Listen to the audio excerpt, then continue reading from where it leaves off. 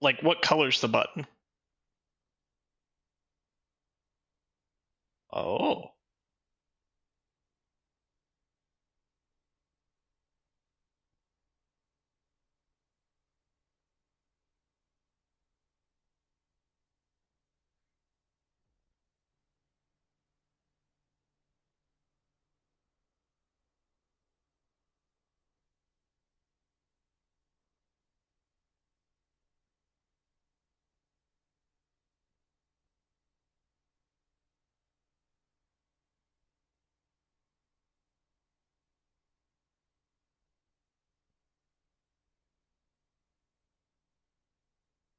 That's for that legendary drop point.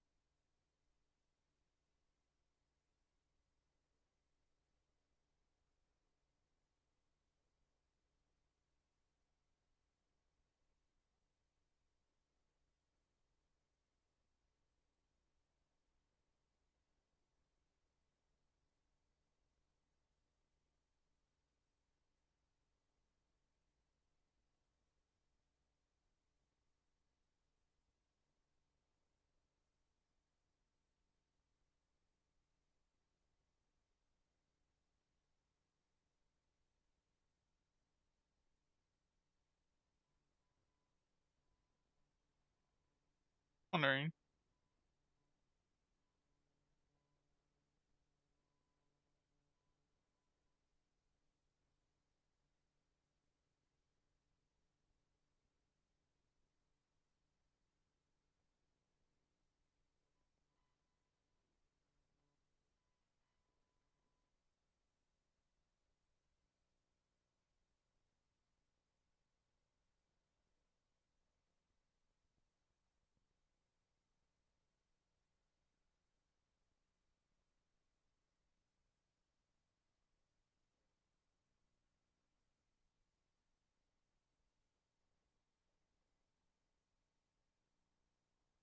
Yes, it's the anniversary. 15 long years. I said 15. Estimate. Listen, it will outlast FGO probably longer. Ooh, that's some big talk. Like, it's probably more popular. That's big talk. I guess we'll have to wait 50 years from now. I guess we'll never know.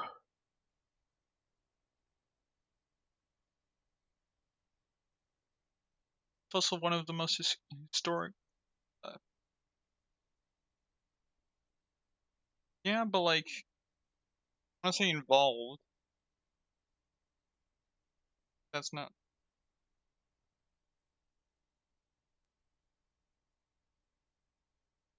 reference.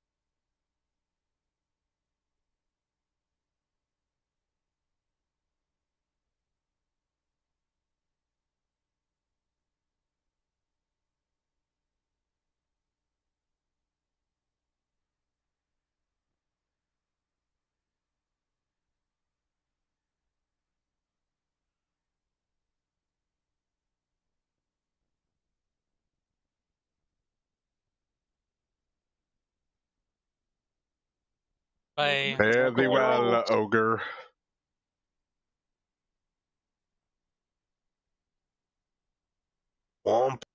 では前に出ます。Dewa. How's it going, chat? Hope everybody is doing good.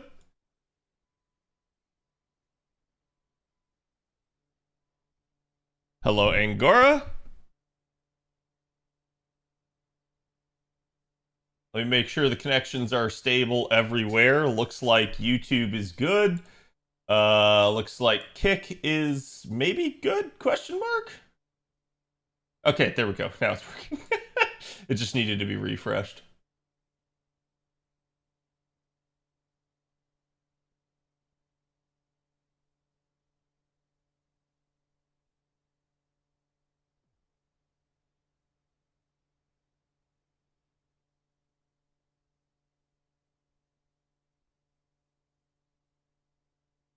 Okay.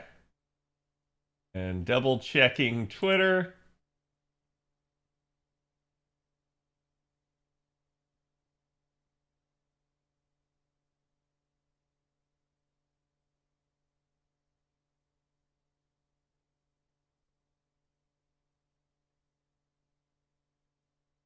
Like it is working.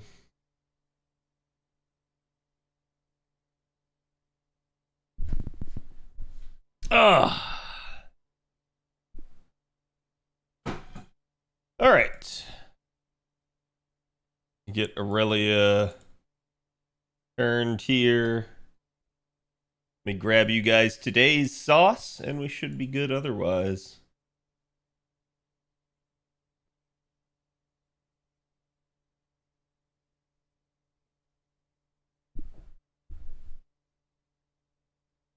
Cat will like today's artwork.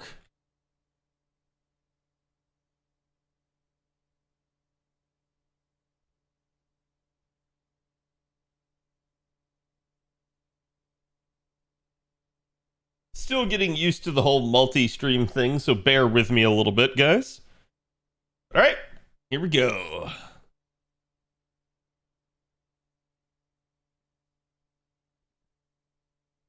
I gotta fix the timing on that, because I'm pretty sure that's a timing differential at this point. Here is today's artwork. Go give the artist some love. Also, I did get the go live tweet out, so do me the favor, give that one some love as well. And welcome to Tuesday. You guys have made it to the tower event. Technically, I've cheated on you. I've already started the tower event. Why? Because I'm doing 6-slot comps, so it's not gonna go fast, is all I can say. Anyways, today we will be doing the tower. We'll be rolling for Sedusa, and I guess doing more of the JP event, though there's admittedly not too much to do on that front. I'm about to finish the tower. What else is there to do? I'm gonna just go ahead and tell you, Lucario, that you need to check yourself, because how dare you not already have the tower done? Like, I'm sorry, that's just ridiculous. Like, why are you dragging your feet so much? Like, you should already have the event done. Like, it's ridiculous. Anyways. Sedusa NP5? No, I'm probably only going to go for like NP1, NP2. It's going to depend on how she treats me. You guys know, I have an NP5 Okita. I do really like her design. I feel like getting her probably to like that NP2 range is going to be at least like, hey, I can use her and not feel like I'm shooting myself in the foot compared to what I have, right? So again, it's like, and sorry, let me clarify. I have a level 100 NP5 Okita on top of that. So it's not just an NP5 Okita. So it's like, yeah, Medusa's kind of got to have some firepower here to be able to stand out a little bit.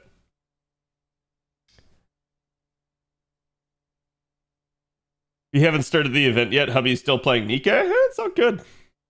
I'm gonna tell you guys, you do need to start. You do need to play it because you are gated, like with the exhaustion mechanic. But as long as you have a robust enough account, it won't necessarily take you that long. It really just depends on like what you're trying to do and how you go about it.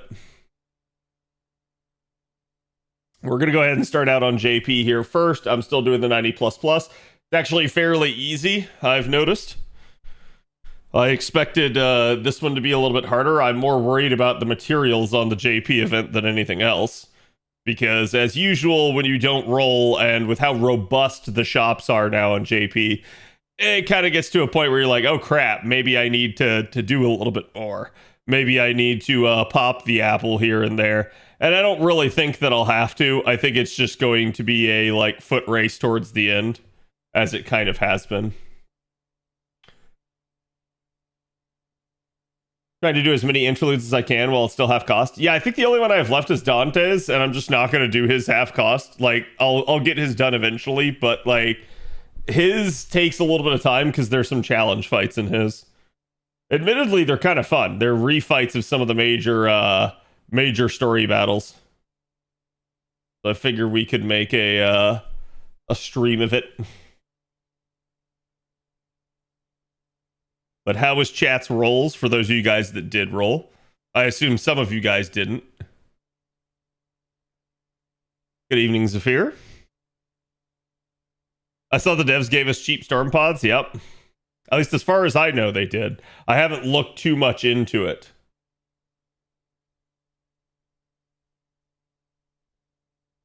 But it is kind of funny because out of all of them, this event really didn't need it, right? Like, the tower event is one of those ones where it's like, oh no, I have to do my storm pods? Oh, what will I do?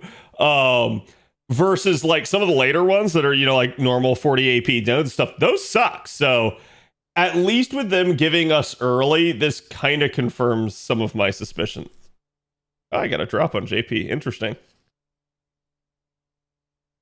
Ahado, thank you for the 42 months.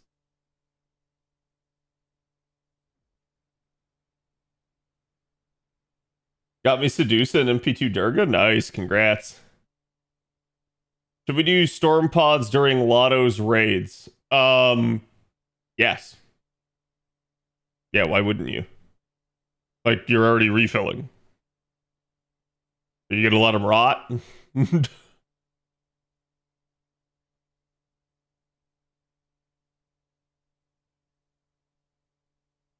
Faster than I thought it would. Nice, okayest. Let's see here. What do I want to run? Actually, let me back out real quick on JP. I need to look at like how I am coming along in the shop and take appropriate C's accordingly.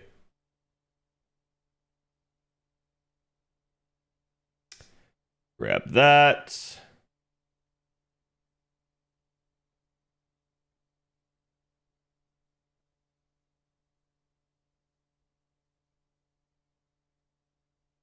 Get my gold foes. Not going to touch the leaves yet.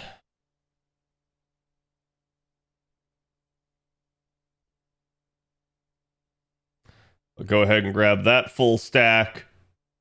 I need 600 for that, so I can't grab that yet.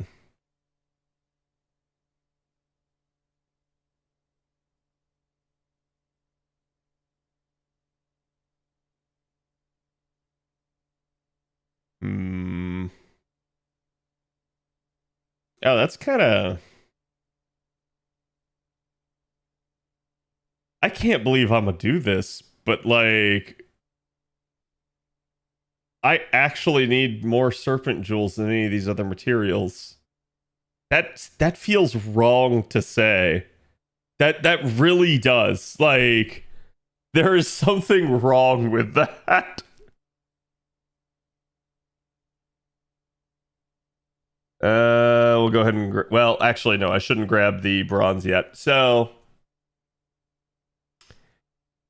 as typical, it looks like bronze is going to be a little bit of the problem child here. And we're actually in relative parity at the moment between gold and silver. So the thing is I do have a bronze, like, a bronze CE of my own that the event gave me. So I probably need to flip-flop back and forth between silver and gold for now. And then if I notice I'm slipping on bronze, I need to start taking bronze.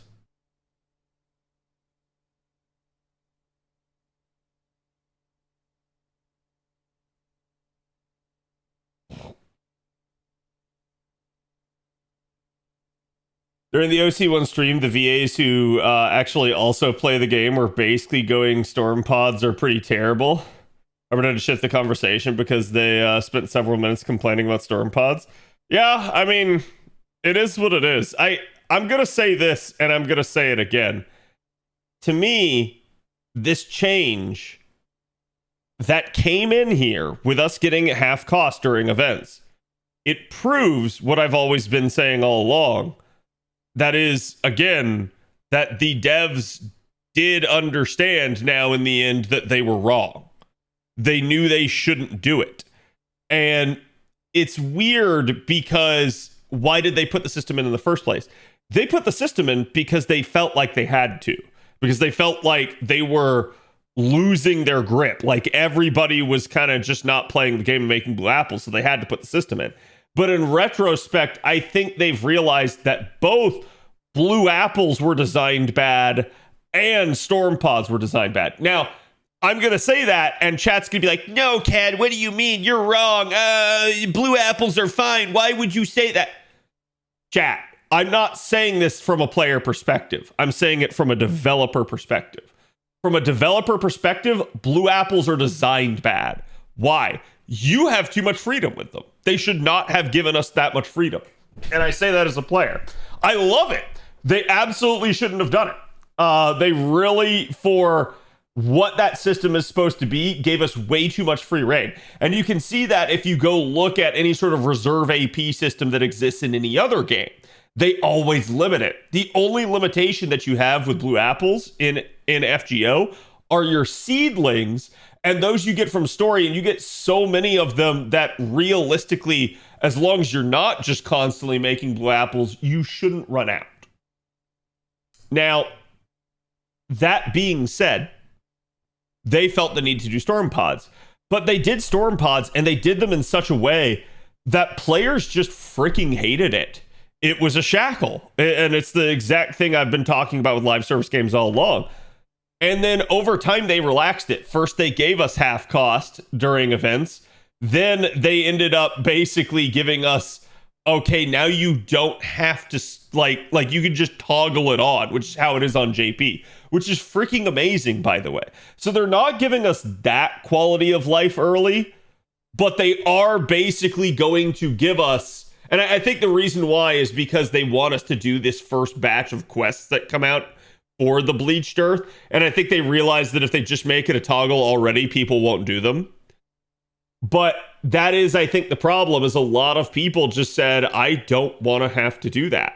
I think there was equal parts pressure to be doing 90++ and and star content over in the Bleached Earth.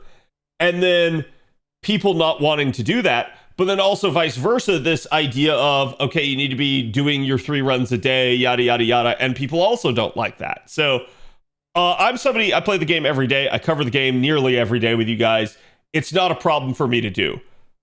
But I think your average conventional person does have that issue. I think they don't want to constantly play this game. And I'm going to say this, I love this game. I play this game every day. But I can completely empathize with someone not wanting to play every day. Completely. Okay? And I'll give you guys an example. I love Marvel Rivals. I have not touched Marvel Rivals in like over a month now. Why? Because I'm just burnt out on it. I don't want to play it more. The more a dev tries to shackle you and make you play, the less you want to, and the more you want to break away.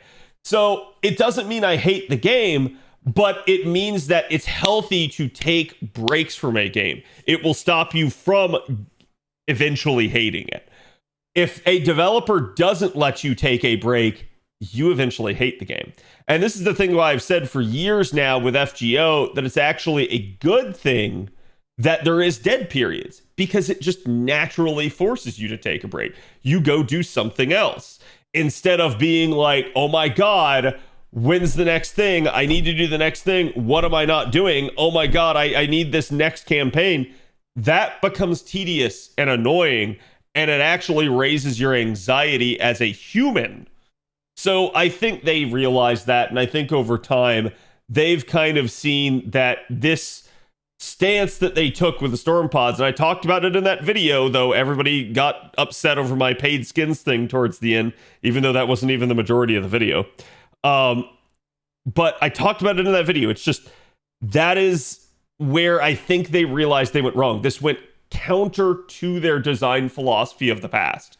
Their design philosophy being play as you have the time became you must play every day. And I think that's why everybody and their brother hates storm pods. It's just the truth of the matter. I think you'll see a lot of people to be like, I don't hate storm pods. It's fine. I don't think anybody likes the idea in premise of being forced to play. People would rather just want to play. Rather just be like, hey, yeah, I need to spend my AP down. There's an opportunity cost rather than, oh my God, I feel like if I don't do this, it's not just an opportunity cost, it's pure FOMO. It's, I will never get this back. I will never be able to take advantage of these things. So it kind of increases that. It goes from letting, maybe 5 to 10 AP rot to all of a sudden now you've completely missed 3 storm pods that you'll never get back. And I think that's where that mentality comes from for people. Where are you at on OC1 bronze mats? Sedusa needs a lot. I probably don't have enough. It's fine. She's not a immediate gotta level type of unit for me.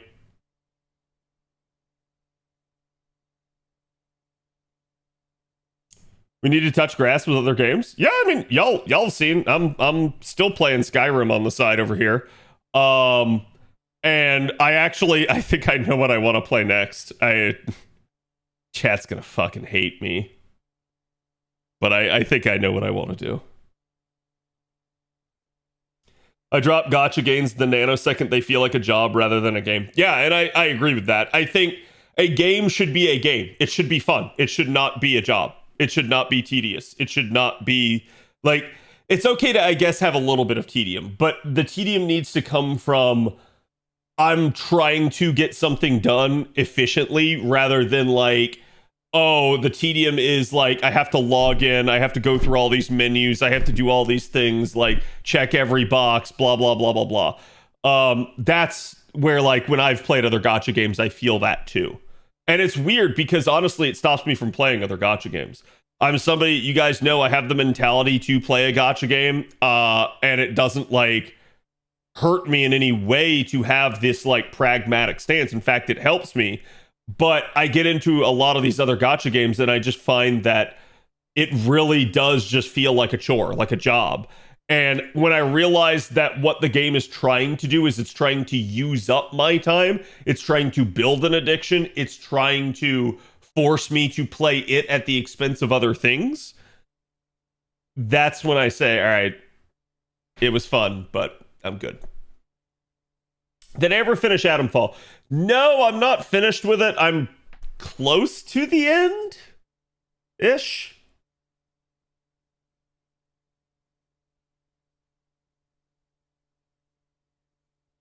I think storm pods hurt the whales the most because it makes it harder for them to flex since it's linked to class score. I talked about that in the video too. It's basically you can't actually go out and farm. You can't actually just play the game as you want. It simultaneously forces you to play every day, but it also puts a cap on how much you can play in a weird way. And I think that's the other reason people don't like it, is because when storm pods first come out, chat, they are 120 AP a day out of the how much do you get? 260, 280, somewhere like that. So it's chat, this is almost half your AP every day. It's not, but it's almost. That's a sizable chunk. When you consider oh man, I need to go farm mats. What if the thing you want to farm isn't something that's in the Bleached Earth quests? And you're I want to go farm mats. Well, congratulations. You now have negative 120 AP every day to do that with. So you're fuck. I guess that's just less I get to farm of the material I actually currently need.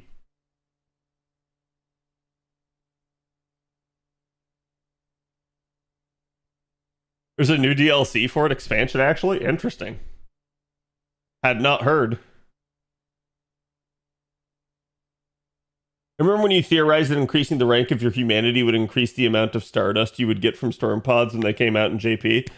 I think I did theorize that back in the day, which it didn't really, but like to be fair now, I think we kind of have the class score system solved. Because chat, I was talking about this before, but it's just FYI, if you have gotten every single unlocker for class score to date on JP, when you are done with all of the grand system freebies and giveaways, you will have enough unlockers to do 7 of the 9 class scores. Isn't that interesting? AKA, you will have enough to do the 7 base classes. And that's assuming that there's no extra unlocker given out. But that is really, really intriguing. So I think at this point, class score was always going to be a solved system. It was always headed to this point, and they've just been carefully micromanaging it. And to be fair, that's something I kind of knew from the get-go, because I called out the fact that the tier 3 unlockers were literally like hand given out at specific times. So if they didn't want to give them out, they didn't have to, and they could hard gate you with that. It's like they planned it. They did. And we know they did, because if you actually go back and you look at Mr. 2's comments, he specifically talks about how it's going to take you 3 years to get through it. Chat, you just got class score. You just got class score. Will someone please tell me when part 2 ends on JP?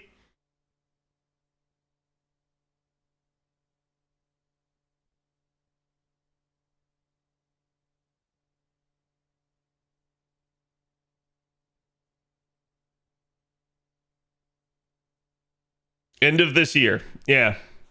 So basically somewhere in the realm of about 2 years, 7 months. And they're like, yeah, it'll take you about 3 years to get it done. Oh, fuck yeah, they planned it, chat. And you can argue that the little bit of wiggle room here, the extra 5 months, chat, that literally is just for the extra classes.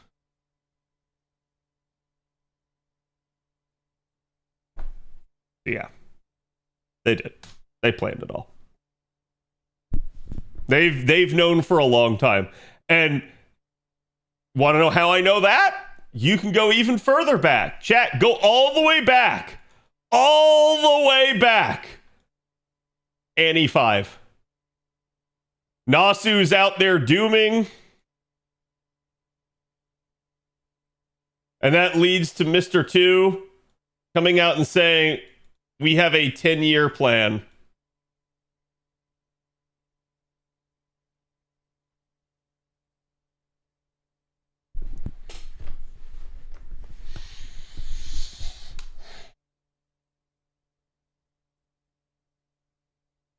See, chat, I remember this stuff. It's why making some of these predictions is easy. I pay attention to what the devs say. And I memorize it. Well, not memorize it. I remember it. Like, it's that simple. They gave tier 3 unlockers every story release. I know. Tier 3 unlockers have been completely regulated the entire way. It's not been like, oops, tee-hee, here's one during a campaign. They've known. Every single thing you do to get a tier 3 unlocker is both unmissable and, like, inevitable.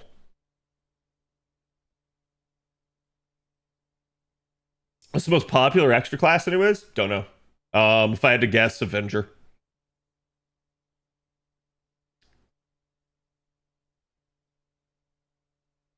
I think we need the coincidence, I think not meme. Yeah, I'm just, again, I'm going to say that these sorts of things are, I think, always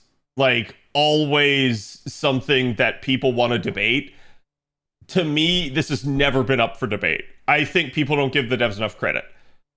It doesn't mean the devs are perfect. It doesn't mean that like they're psychic or anything like that. But I do think the devs have a plan. They set it in motion years in advance. And people will get upset, but I'm not going to say they don't change those plans, but I'm going to say they already have an idea of what they want to do. And it more becomes the how rather than the what. They don't change the what, they change the how.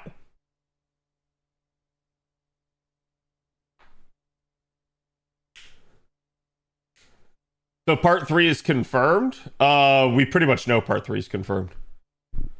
I've been saying this for well over a year now, and people keep like still dooming, but it is what it is. It's the FGO community. I've learned to just accept that some people will never be happy.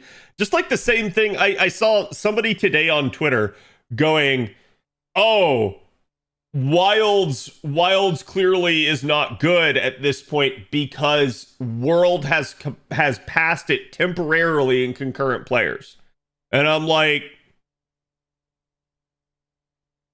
so you're telling me when World had a peak concurrent player count of 200K and Wilds had one of 1.3 million, that Wilds didn't do well? You're also going to tell me that a complete game that is seeing people go back to it and play it because the current game is in between content cycles right now, and you're somehow using this to doom the current game. And I'm like, huh? I unironically, I saw someone be like, Capcom has given up on Wilds. And I was like, you realize they've already announced the next title update. What do you mean given up? The numbers will literally come back when there is something new to play. It's that simple. And by the way, chat, I think we have confirmation that that's the 26th. Bob sent it to me earlier. So it's like, I don't really get it. Like, I'm not going to say Wilds is a perfect game by any stretch of the imagination. I think there's fair criticism of it. But what you guys got to realize is Doomers gonna doom. They are going to take any tidbit and extrapolate it and be like, oh my god, the world is ending. And that's where you just need to go like, I'm not listening to that person.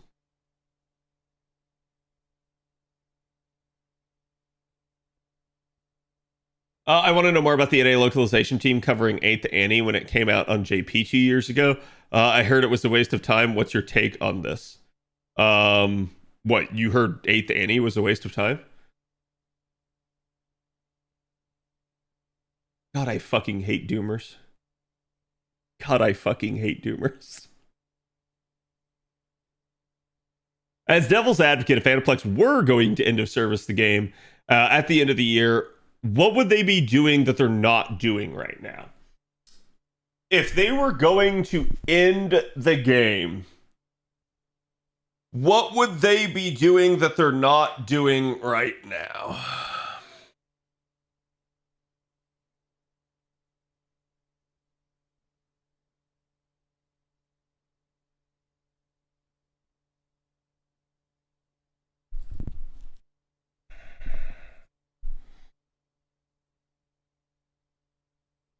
Give me a second, because I'm putting myself in their shoes.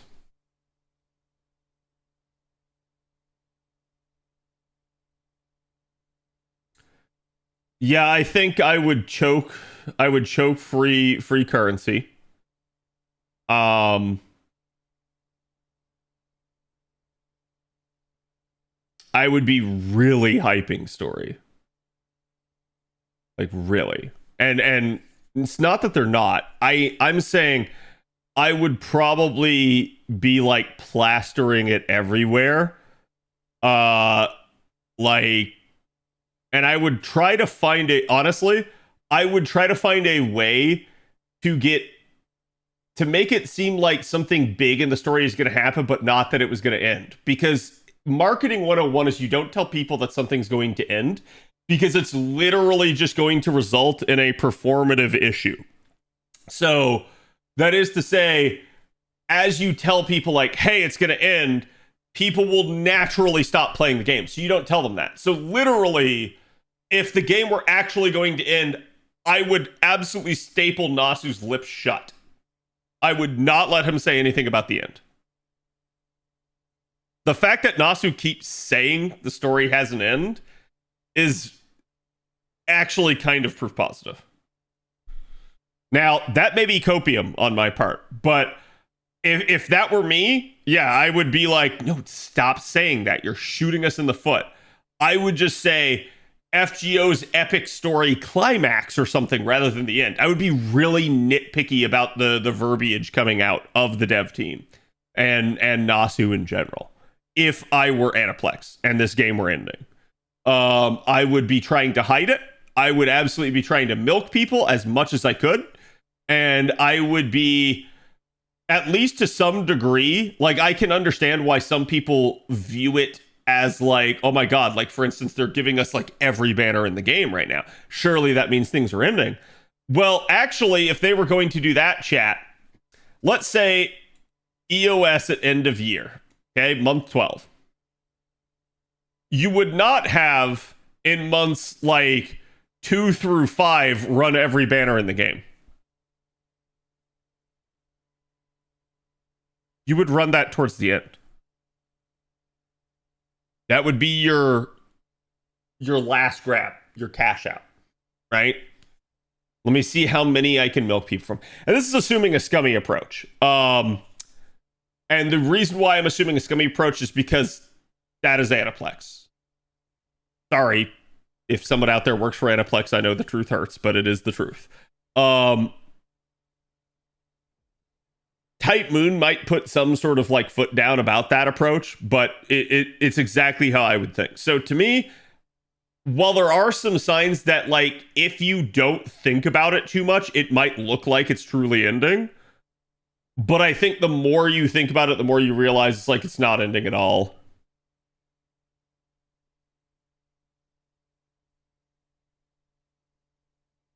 I think running all banners so close to EOS would constitute refund materials. Nope. No refund, Strom.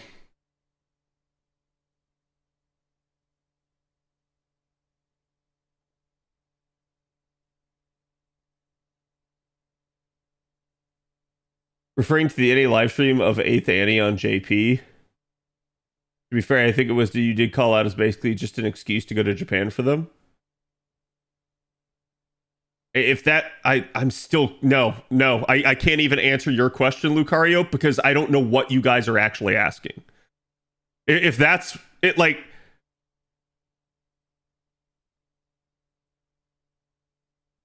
yeah, one of you has to actually ask a more straightforward question. You guys keep twisting it around, so I'm not sure how to respond to you without saying something incredibly stupid.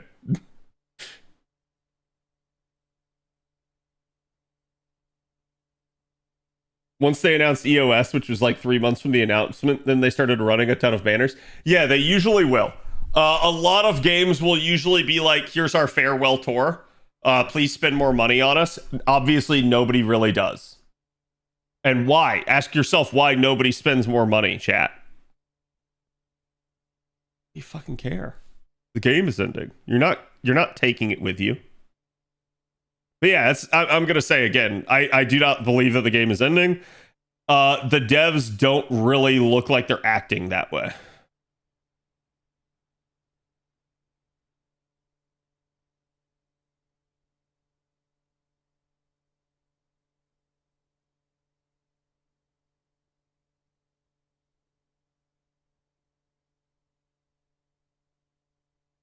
Do you think Nasu foreshadowed FGO's 3 parts with the Fate Stay Night 3 routes? No. You want my honest to God opinion? Nasu wanted this game done after 2 parts. Nasu has begrudgingly agreed to do more, and only because of the fans. I do not believe that Nasu would do more parts even if Aniplex put him up to it.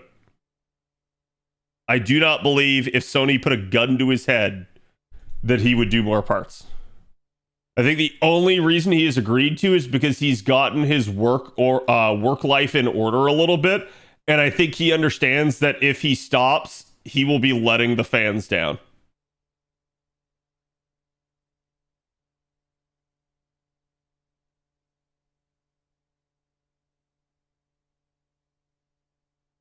I doubt Nasu thought the game was going to last more than 2 years tops.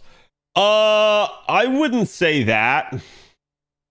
I think Nasu expected the game would be about 3 to 4 years. And I think his idea was somewhere in the realm of maybe 5 years even. But I think his idea was pretty much like on par and on course until we get to year 5. And I think year 5 is post-COVID. Year 5 is basically where they started kind of like dragging things out. And I think he thought stuff was going to get done faster, but then Nasu pulled a Nasu and stuff didn't get done faster. And I think at the end of the day, it just was what it was. I think he wanted to move on and do other projects, but then I think he realized that you can't just do live service and like end it that quickly. Because people will just call you out as like basically a hit and run, snatch and grab. The delays were Nasu's fault. Oh boy, you want to really open that can of worms? Because yes, everything in FGO is Nasu's fault, and that's the inconvenient truth that nobody wants to hear, but it is true. Because Nasu does have full creational control. The only thing that I could say is that maybe it's possible that some of the issues are funding or staff related, and that somehow that's not Nasu's fault. But then you have to ask yourself, okay, but is not Nasu the only person that actually can go to Aniplex and Sony and say we need more money? And then it somehow still roundabout becomes Nasu's fault. Like I said, I'm not trying to like shit on Nasu here. It's just, this is kind of the issue, like when you're top dog and you have full control. Any issue that's good with the game is because of Nasu to a degree. Any issue that's bad with the game is because of Nasu to a degree. And it just is what it is. Which Saber did you choose as Grand? I chose Saber.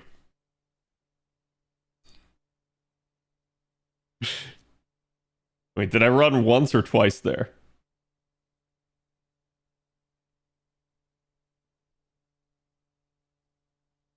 So is it Nasu's fault that OC 1 to 2 was a year despite them saying the writer was hard to deal with? Yeah. Who do you think chose the writer to write it?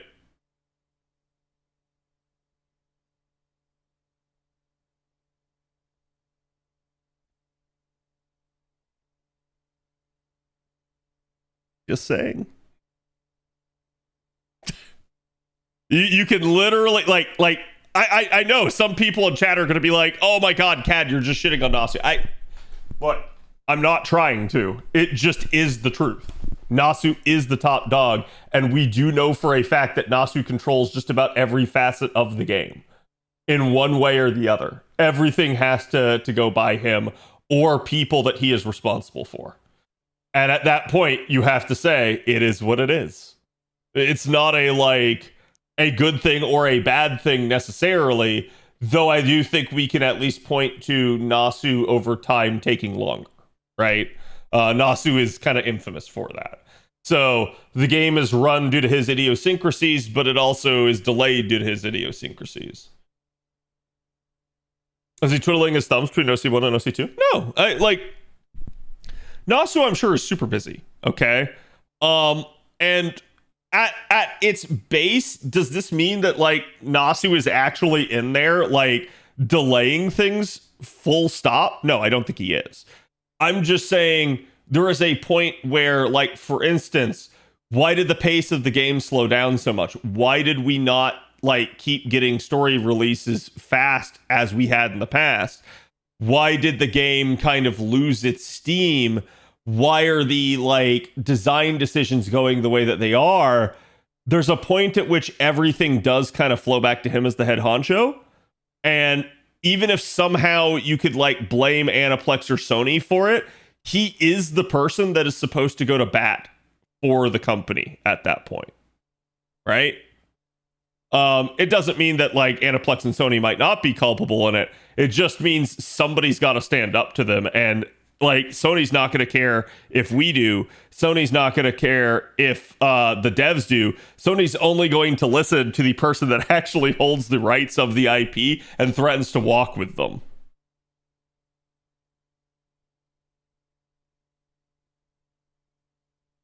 Even when it's not Nasu's fault, it's still Nasu's fault. Yeah. What about Takeuchi? Isn't he Nasu's partner in crime? Yes. And that's Nasu's fault.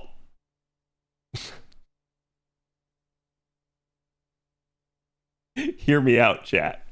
Do you know who the CEO of Type Moon is? It's not Nasu. It's Takeuchi. And do you know why it's Takeuchi?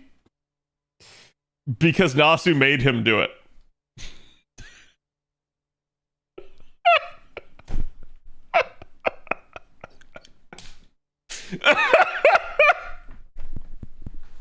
So if Type Moon was not getting run appropriately because Takeuchi sucks at it, you know, maybe it's time for a change, and maybe that's Nasu's call to make so that Nasu gets a different CEO.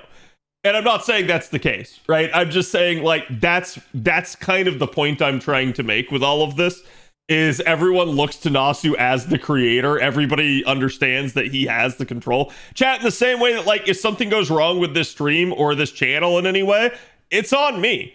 I have the responsibility to act and the capability to do so. So it ultimately falls on me. And it's like the mods are an extension of me. If the mods do something wrong, guess who that falls on? Me. So it's just this is the issue with being the boss, right?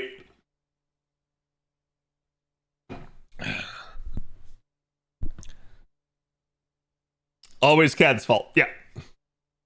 Yep. I've learned that over the years. Chat definitely does it. Actually, let me go see if I have any stuff left. 1 day remaining. You know, that might be a good idea because holy crap, I did not touch these.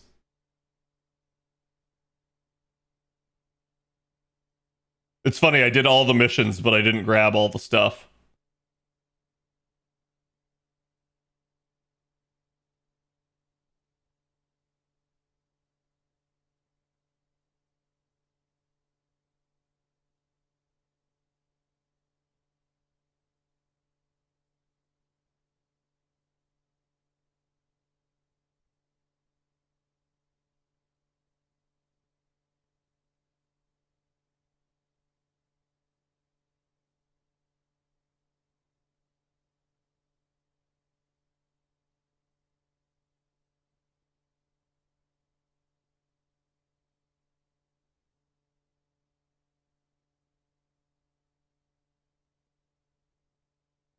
I have 307.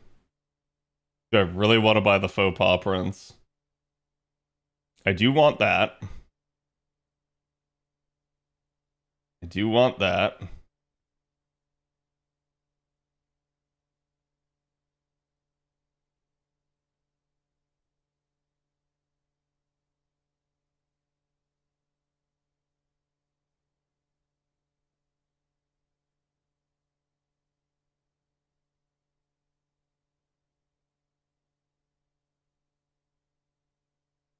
Do I actually want it? Okay, would you recommend doing the Destiny pull first or the Lucky Bag? You do the Lucky Bag because the Lucky Bag is more random, whereas the Destiny pull's more targeted.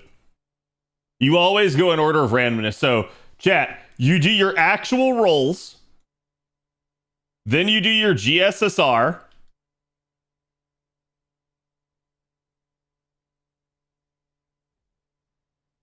then you do Destiny order. Oh my god, it's Destiny order summon. Oh no, it's DOS. Hey, Brandon, thank you for the 67. Hope you're having a good one, bud. I do the opposite? No, so And the reason why I say this, it's less of a thing nowadays, especially the more veteran you are. But your rolls, for instance, let's say you needed a rider, but you're currently rolling for a saber. What happens when a rider spooks you? Well, that might influence your GSSR choice. Then you roll in a different GSSR and you get an item, and that might influence your Destiny Order summon. You could also go about it the reverse way, but I've always just taken this like approach to things. Now, there is, I guess, a possibility of like you go like this, and then somehow it prevents you from having to roll. But I'm gonna say if you're in that scenario, that's kind of weird.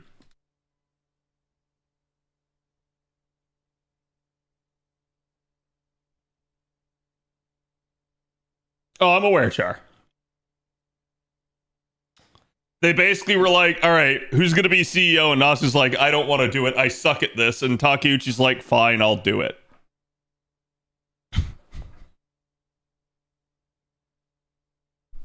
If that makes any sense.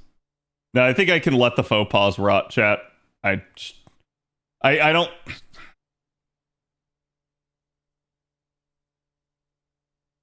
It's 3 faux pas. I don't think that's worth 3 rare prisms.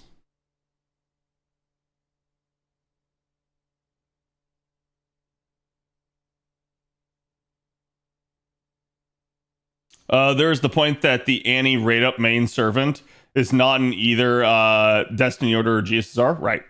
And that's usually why I have done things that way. At least to some degree, because again, my point withstanding about like, oh, well, you know, maybe you're gonna get spooked by something. I think at least you understand that if you're rolling there, it's like, yeah, you're not necessarily going to. But like, so in this order of like of rolls, then GSSR, then Destiny, if you're not gonna roll, then you just start with the GSSR. That's how I approach it.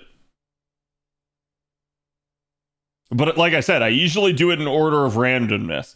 You want the most random outcomes first just because. Because what you don't want, chat, is you don't want to sit there and go like, okay, I did Destiny Order Summon, and then I did my GSSR, and somehow, like, the GSSR ends up, like, screwing over my Destiny Order.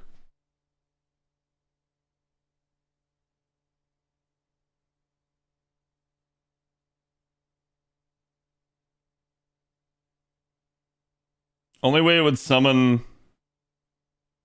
I would alter summon order is if you can get one of the older SSR Annie banners from GSSR DOS. Huh? What? Huh? Like, I understand what you're trying to say. I'm not sure that matters.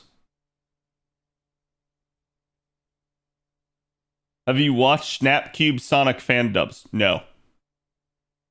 No, I can't say I have.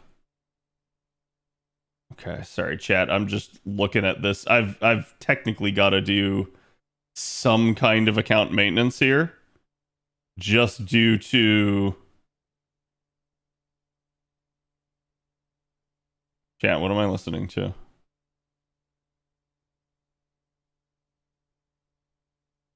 Ah, crap. They're all at least 10 stocks or higher.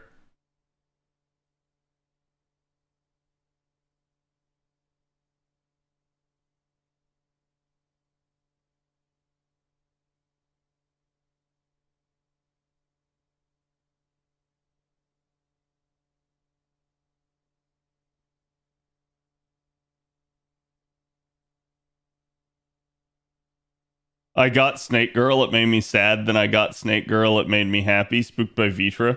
I see. Oof. Sorry, I always kind of mandate to myself, chat, that I be below like 10 off of the cap. Because otherwise, uh-oh. Of course it relogs me.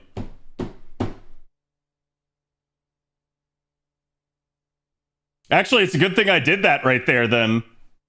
Because that might have I don't remember if we get our stuff here at midnight.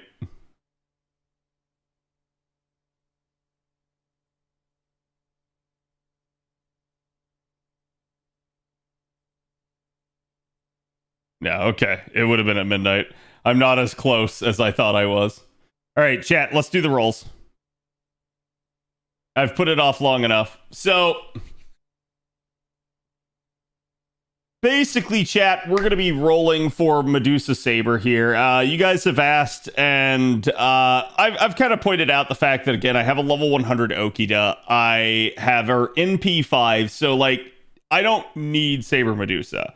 I do really like Saber Medusa. I do like the fact that she's a 50% charger. I do like her niche as well. So, like, gameplay-wise, it's not really an issue so much as I have a very good stacked single target Quicksaber already. So this is probably going to result in me just kind of going for like NP1 or NP2 here. And we'll just kind of have to play it by ear and see. It's going to depend a little bit on how she treats me. She takes me all the way to pity. This might just be an NP1, and maybe I look at like getting an additional copy somehow later. It just depends. But we're going to go ahead and get started here, rolling for Sedusa.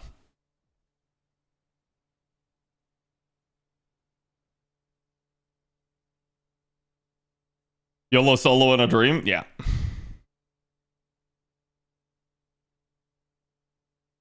That's a lot of embers. Oh, don't worry about it. That's not even the most I've had. Oh yeah. Okay, so we've also got the newer CEs for the event. Unfortunately, they're kind of like damage bonus Cs, so they're obviously good for the event, but like not necessarily like honestly outside of the event, I don't think they're that good. So that's going to be one of the issues at play here. They also have a weird like restriction. So the 3-star C has to be used on 3 stars or lower or mash. The 4-star C has to be used on 4 stars. The 5-star C has to be used on 5 stars. So it's kind of odd because, like, for instance, with the 5-star C, it's like, okay, now I have to put it on a 5-star. Now I have a huge cost attachment to this. And it's one of those like weird things where party cost starts becoming a major concern, especially if you're trying to run 6-slot comps. We shouldn't roll for damage Cs. You don't really need them. I did the entire event on JP without them, so. Because I think the only way I have Sedusa on JP is from a GSSR. I did not pick her up on her initial summon. The reward C is better. Yeah, the reward C is really nice. It's basically 100% improved bond, and you want to actually keep them separate. You don't want to MLB it. But then at that point, you're going to be running 6-slot CEs, and that's going to get hefty as you get deeper into the event. That's going to make party cost a real problem.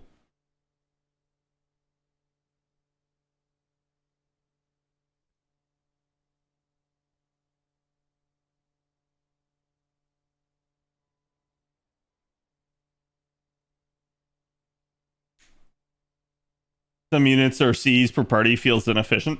Yeah, I do think it's kind of weird that, like, because you're taking 6-slot, because you're not actually, like, able to take a friend support and stuff, party cost starts becoming a real concern. It would have been interesting to see, like, hey, what if they did bump it up for an event like this? But I guess they wanted you to still use the low stars. That being said, I mean, it's a tower event. You're going to use the low stars anyways.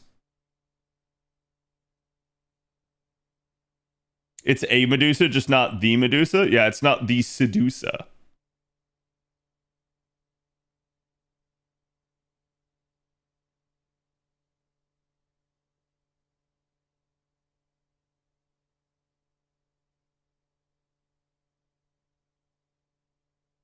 I low-key feel it didn't originate from me. It didn't.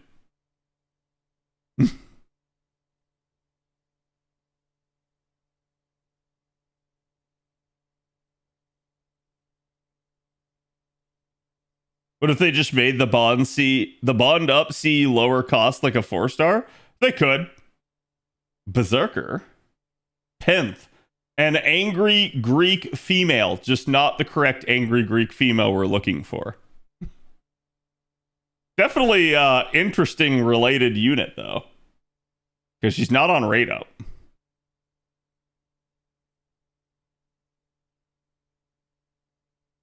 Abs, yes, all the abs, chat. Kind of surprised they didn't do a 4-star rate up here. Yeah, a little bit. I am too. But hey, it is what it is. They kind of get weird with some banners as you start getting like towards anniversary. I feel like inevitably the event right before anniversary, I'm not going to say it's phoned in, but it always feels like it's toned down to some degree as they are busy working on other stuff. So it's like it's a 90% event instead of a like 100 or 110% event.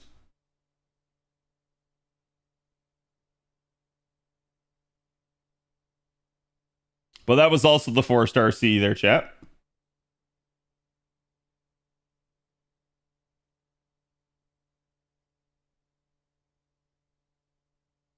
It would have been cool if they did Gorgon alongside. That would have been. I'm actually surprised they didn't. They should have just done an all Medusa rate up.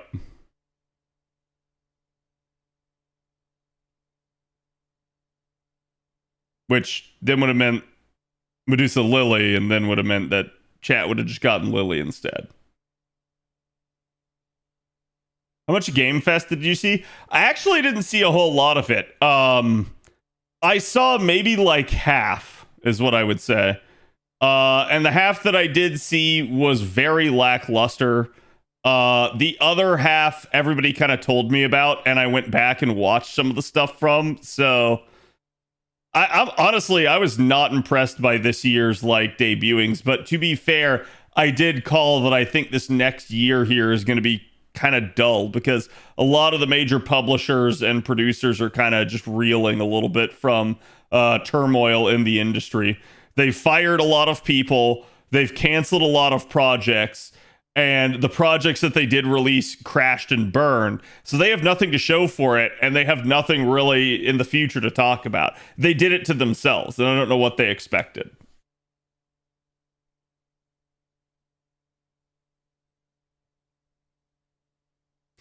Did you see the Persona 4 remake? No, though, to be fair, I'm not sure I'd be that interested. Assassin?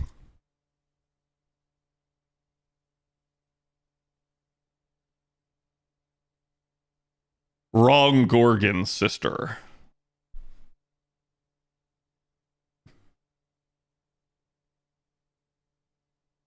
That is appropriate, if nothing else.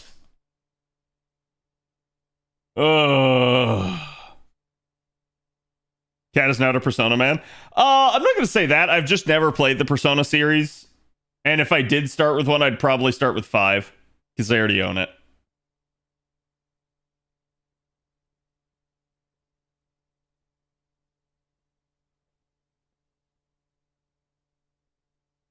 Before Remake just showed off a cheap walk cycle. I mean, it is what it is. I'm just gonna say I'm not qualified to render judgment on it because I'm not like Persona's biggest stan, right? You should give it a try. I've talked about it before. I'm sure Persona games are fun. It's just like Persona to me is the epitome of a game that I don't want to stream because it's a like boring tedium slice of life at times. And I feel like people would just mentally check out if they weren't there for like every stream of it. And I say this, chat, from experience. Like, not myself. I've literally watched people stream Persona, and I've watched that exact scenario happen.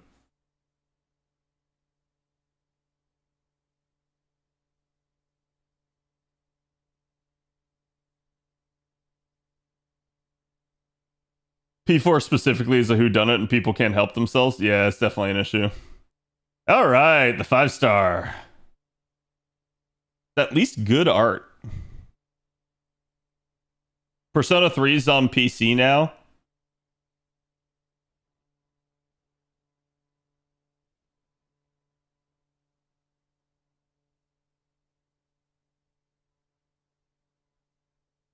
Let me see which of the Personas I own. Yeah. I know. I got that one for free. I think it was Sega gave me that one.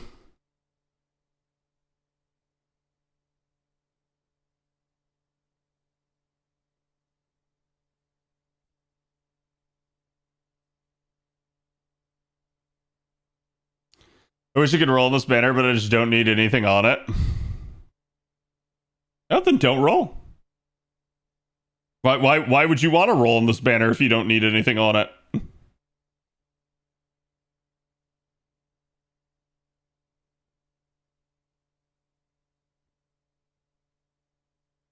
Does it just appeal more to me than P3 onward?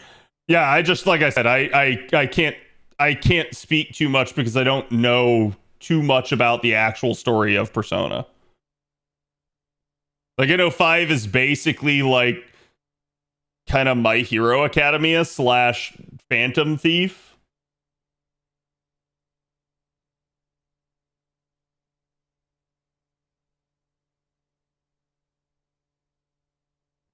Will I get out of the PS1 graphics? Yeah, it's really funny because I feel like one thing that the Oblivion remake has really done is it's really shown that like this is what fans want out of a remake. Fans want like in like highly increased graphical fidelity for a like majorly popular old game. And yet a lot of these games just get like this HD remaster treatment where it just kind of gets scaled up a little. And it's like, that's nice, but that's not worth paying the full price of a game for again. Because like literally there are mods that do this on other games. And then you mention mods, and then the developer gets really angry. They get the tilted eyebrows, and they're like, how dare you? How dare you not pay us full price? Sorry, I said developer. That's a lie. The publisher.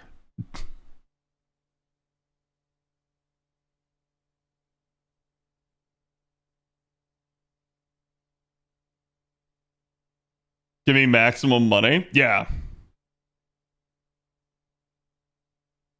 And then you have other, like, you have full-blown remakes, like the Final Fantasy VII one, where they're highly controversial because they changed shit. People just wanted a 7 remake, and they were like, nah, watch as we change the story. And then people hated that, and they gave the Pikachu shock face. Like, I'm sure some people still like it, and I hear from people all the time that do. But to me, the fact that that is controversial tells you enough as is. It's like, you could have literally just re-released the game with improved graphical fidelity and gameplay, and everyone would have loved it.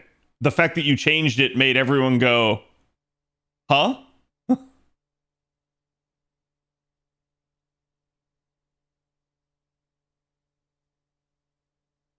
Yeah, every once in a while you do see like some really good developers like Bethesda and like RimWorld that actually do like their modding community.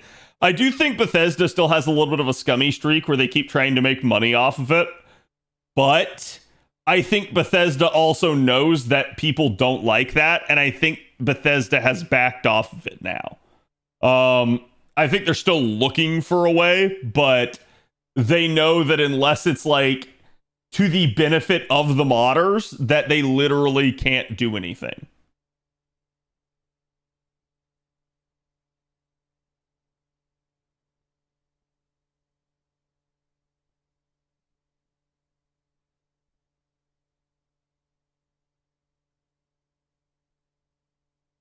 Oh, get it when all 3 games are out, a bundle and on sale. Yeah.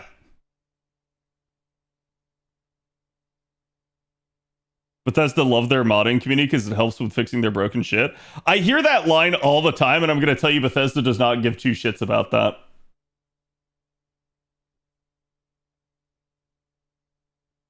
Bethesda loves their modding community because their modding community just continues to breathe life into the game. They don't care whether or not they fix stuff. And to be fair, that's a very good reason to like your modding community. That is the reason to like your modding community. Hey, you got Medusa? Yeah, I'm not even reacting to it because I'm expecting it at this point. All right, that's all 40 tickets. So that's 120 courts deep. Actually, is any mod keeping track? I didn't even do my paid single. Here, let's do it.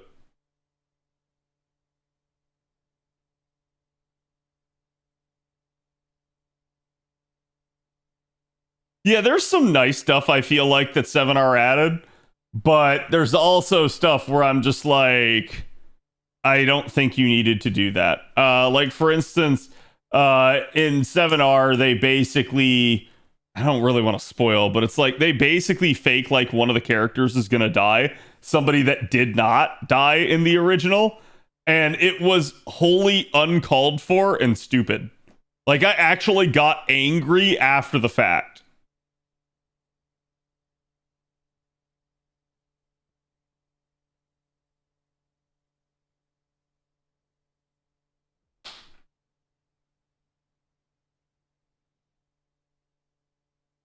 I think you are a catalyst because I was watching one of your vids and got Ruler Turia on a daily single. Nice. I am.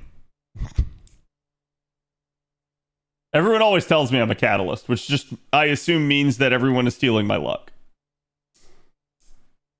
But it's fine. Take it, chat. Are Legend of Heroes games from Falcom and any Mass Effect trilogy releases and remasters? No. No, I wouldn't, like... Did I ever get the Mass Effect Legendary Edition? I don't remember if I did. Yeah, I did. I think I scooped it on like Mega Sale earlier last year. Because, like, the big problem that I have with Legendary Edition is I'm literally not going to go back and play it without mods that restore Miranda Lawson's ass. Because they nerfed it. It is the most unnecessary change in the entire game. And it is one of the biggest things that upsets me. And you're probably thinking, why would Cad care? Is he just a Coomer or something like that? And I'm like, that is exactly why I care. If it is such a small thing, they didn't need to change it. So why did they? You can only assume that it is literally the case of, oh, they were pressured to change it internally because people didn't like it. It perpetuated the male fantasy. And you're like, dude, oh my God, I'm so fucking tired of that. You act like males cannot have any sort of like interest in anything anymore. And it's driving me up a wall.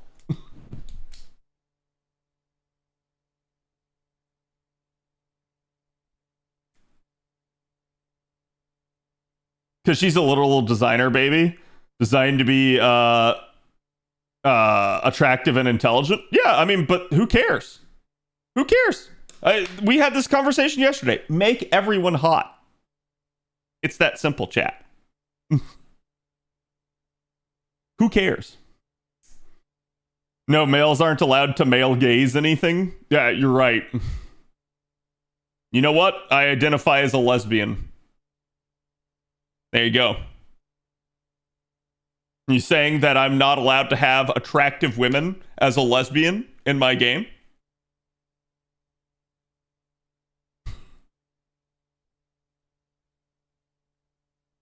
Men and women should have equal opportunity to oogle hot characters. Exactly! I completely agree. They rarely give male characters the whole dad bod. Oh, yeah. No, I know. And that's what's so hilarious about it.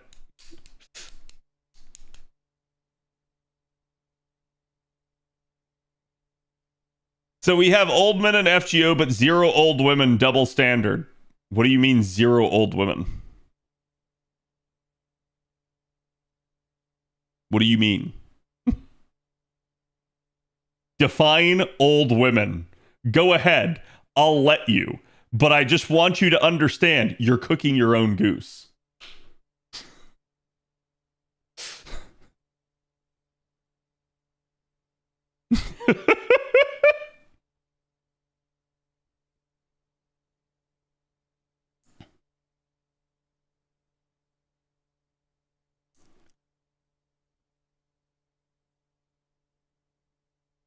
If the women aren't pretty, even as a female, I tend to not use them or care about them. I'm looking at you, Yuffie. Yeah, like, honestly, and this kind of got proven with Stellar Blade because it was a big part of the news cycle for it.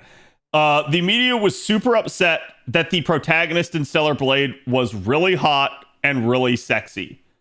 Meanwhile, they trotted Stellar Blade out in front of women and made them watch the gameplay, and the women were like, oh, you go, girl. Oh my god, she looks so good. Like, I love how she does her hair.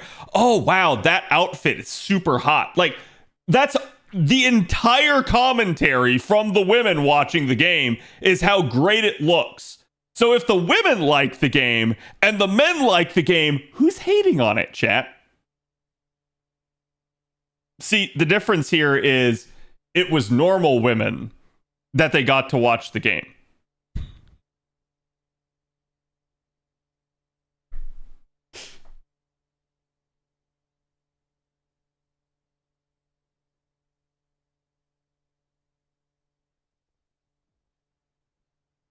The random shitters in the middle? No, the random shitters in the middle are normal people. Okay, let's not make people in the middle sound insane, because they're not in the middle. They're on the fringes.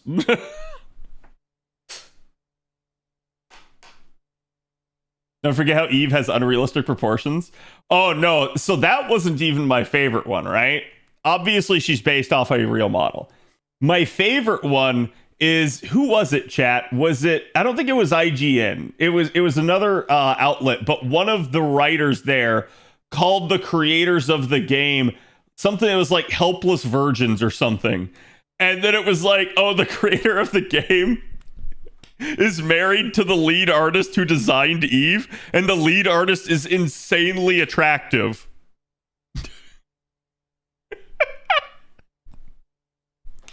And it's like, oh, who's the virgin now? Oh shit, it was the journalist who was. Am I going to play Stellar Blade on PC? Probably not. I did add it to my wish list for when it does eventually go on sale, but it didn't grip me that much. Though, to be fair, I had it on PlayStation 5, and I did not like playing on my PlayStation 5 is a little bit annoying for me at the moment, so I know that didn't help it. Frozen Fire and Echo, thank you for the 16 months. But I've already purchased Stellar Blade once, in case anyone's curious. The whole point of escapism is to want to be something you aren't or can't be. Yeah, I think this is kind of what gets lost in translation, because games are escapism. But what is escapism? Escapism is the act of trying to get away from reality. So by definition, chat, it's fantasy. And fantasy is always in the eye of the beholder. But here's the one thing that you know you're doing wrong if you're doing fantasy. You know you're doing fantasy wrong if you're trying to prevent or curtail someone else's fantasy. So when they sit there and they go like, no, she can't be hot. No, we can't include that. Like, you're doing it wrong. That's literally not fantasy. Now you're injecting reality into the fantasy to try and subvert it.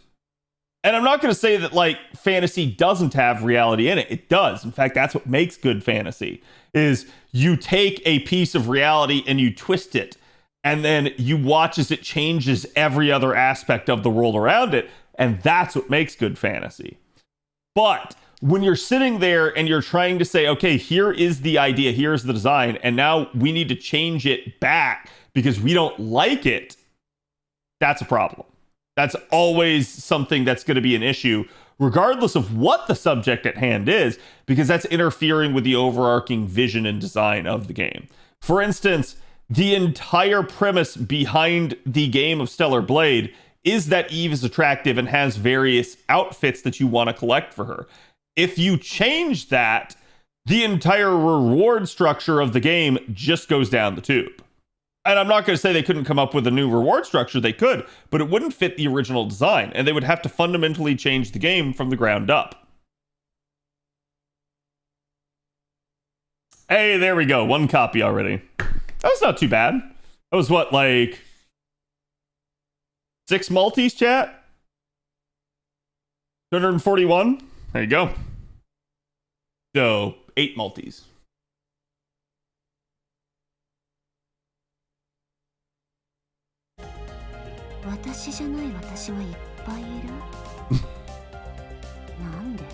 There are many me's that aren't me.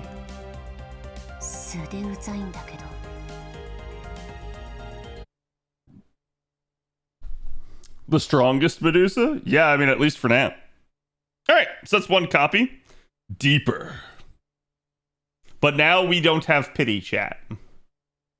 I think that is one of the things I'm really hoping comes this anniversary. I really hope we get extended pity.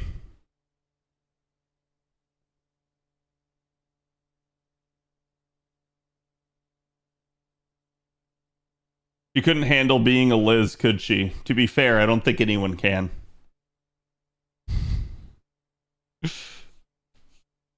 Congrats. Thank you, Shu. Appreciate it.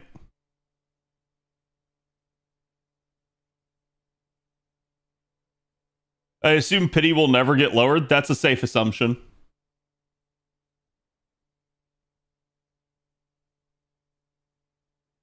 As if it's an adaptation where the original source material has the character described as a non-hot girl type. Yeah, no, I mean, I'm going to say the source material is always correct. Okay, if you're adapting something from source material and then you're like changing it, you're probably doing it wrong.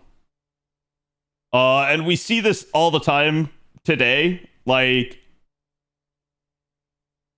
I don't need to get too deep into this because this gets like into the realm of like politics and racism and stuff like that. But like the idea behind it, chat, is you should always be striving to do the source material justice. You should be trying to do it as best as you can. If your focus is on doing anything other than that, you're doing it wrong. And that's just the truth of the matter whenever you're doing an adaptation.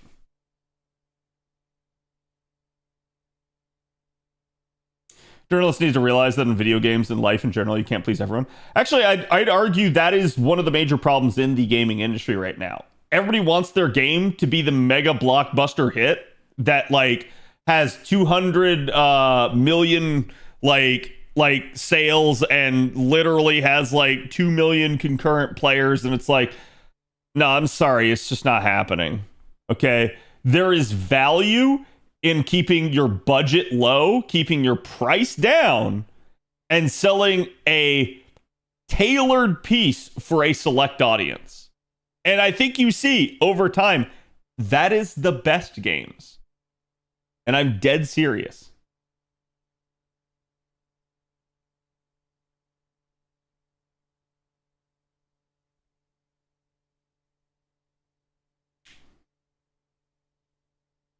You got to please your niche. Yep. Yep. Holds true in all of life.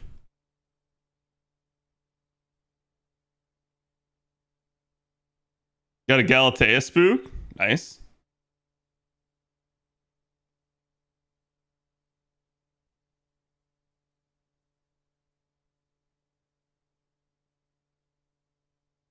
But they are not pandering? I don't know about that. I think Nikkei's 100% pandering.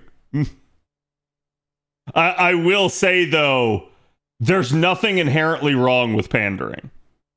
Like, I think people have a condescending and, like, bad tone whenever they say it, usually, but pandering to me is, like, exactly what you should be doing in any industry. You should be pandering to your base, literally.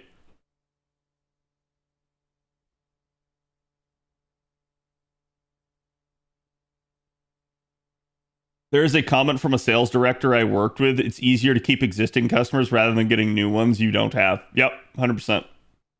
Like, you should be trying to get new customers, but you should be trying to get new customers by continuing to produce a product that is good and has value, okay? You should not ever try to get new customers in a way that devalues your product. The second you do, you fail. And we see that time and time again in video games right now. A sequel comes out to a video game and it is just wholly and objectively worse than the original.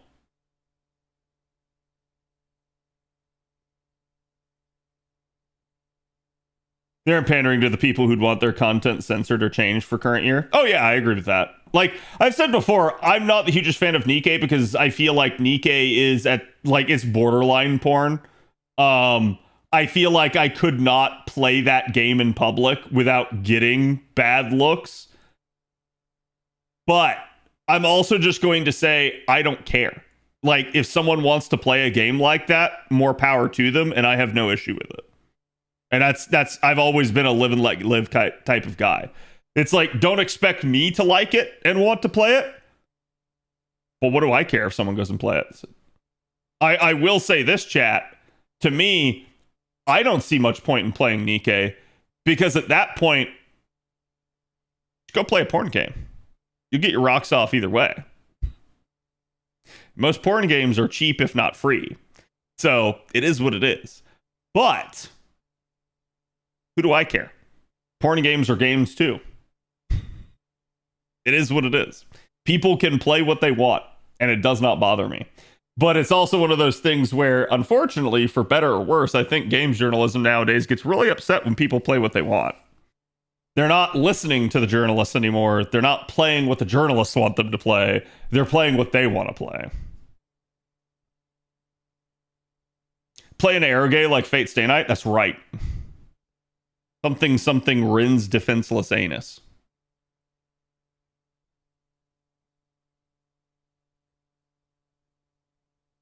Dragon Age franchise is dead because they tried to pull in new people and they lost their old fan base. Yeah, it's funny because I keep seeing the quote circulate from David Gator, who no longer works for BioWare. Okay, he hasn't worked for BioWare, I think, since Dragon Age 2.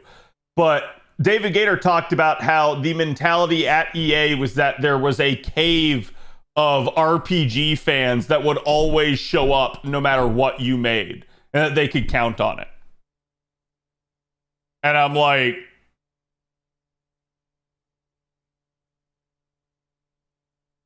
okay. How'd that work out for you? Whenever you take things for granted, whenever you assume people will be there, no matter what you do, you know what that outcome's going to be. Chad, if I committed murder live on the air, would you still watch me? If you found out there was some like shady thing in my past, would you still watch me? If you suddenly saw me like I don't know, like do something just incredibly crazy, right? Like, and that's the thing. I think people want to give you the benefit of the doubt. They want to trust you, but there's a point where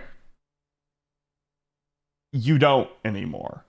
It like enough is enough. People have seen, they've heard, they've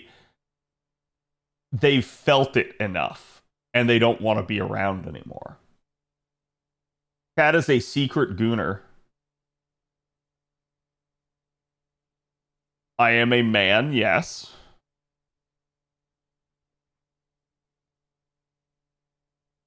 Are we talking Castle Doctrine murder, or he looked at me weird, I'ma kill him murder? Does it matter? And I'm not saying I've done any of these things, chat. I haven't. But the idea behind it is that, like, if I was just like, oh no, my fan base will never leave me no matter what I do, it's like, I don't know about that. Obviously they would. Obviously, if I did and said certain things, chat would not like me.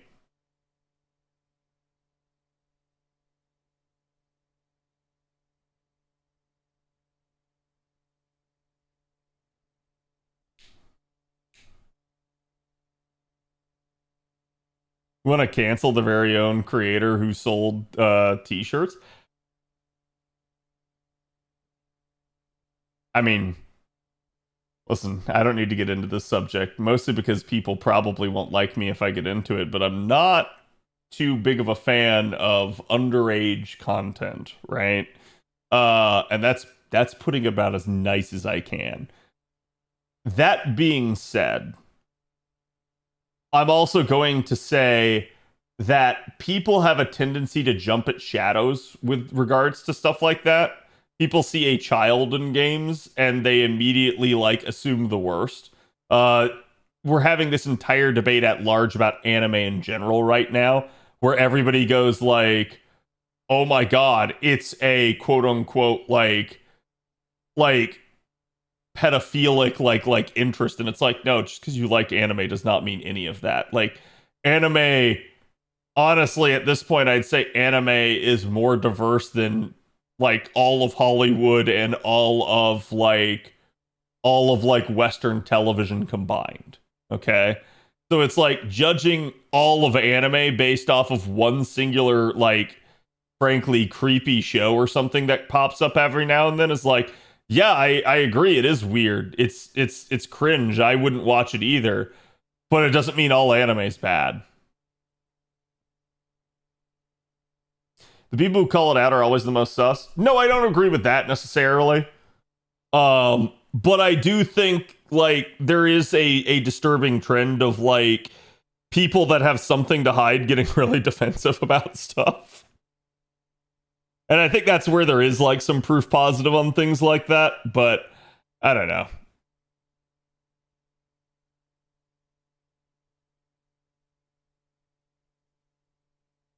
It's at that point where streamers like start botting. Wait, what are you talking about, Sparky?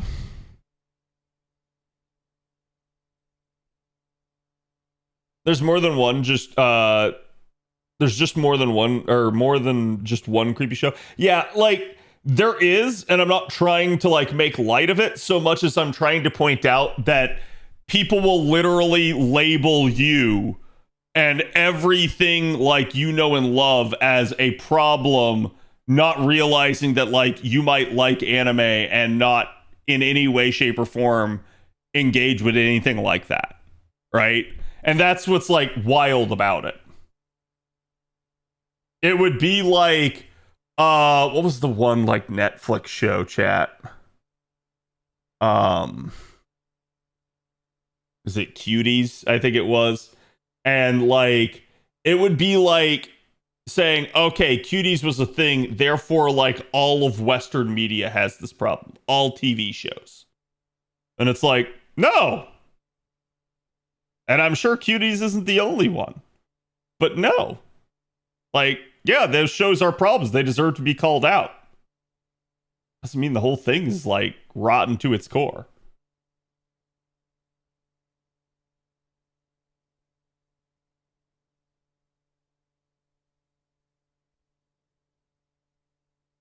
Anime is just animation shortened for Japanese, right? And that's where it's like I don't think it's that big of a deal. Like, I'm going to say, obviously, if you don't like it, don't engage with the content. I'm also going to say the content is probably problematic in some cases, but I'm also going to say I don't think it's our job, like over here in the West, to try and regulate that crap. That's on the Japanese, and if the Japanese are into that, it is what it is. If you don't like it, don't watch it. I don't know.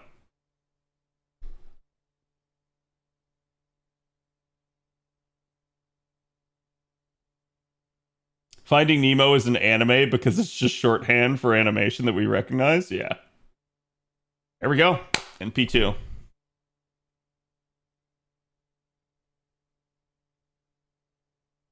But yeah, in retrospect, chat, leave the kids alone. Jesus Christ. That's the only... Of course, Uriel followed right after. So now we have all the Gorgon sisters. Except for Gorgon. Nobody's putting a gun to your head and forcing you to watch something you aren't comfortable with. Yeah. Similarly, I don't like, oh, hey, let's ban all of anime. I don't think that's a good solution to anything either.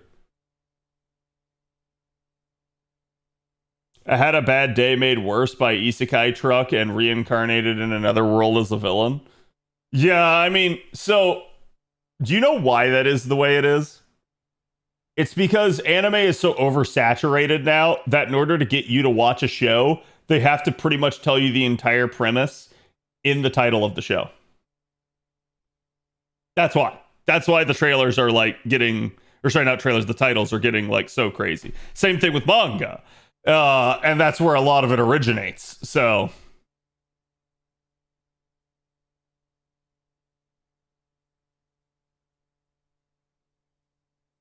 I just go to the very specific niches.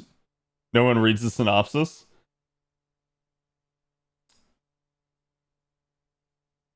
Admittedly, I don't read the synopsis anymore. I used to all the time. But the only reason I don't is because usually at this point I don't have time to look up anime myself, and I get it like recommended to me by my friends. My friends tell me, Cad, you should watch this. This is what it's about. And they give me a synopsis. Because, and you can ask anyone in VIP this. How many times have people in VIP told me I should watch a show, and I immediately clap them back and go, okay, but why? I make them give me a reason. I won't watch a show just because they tell me.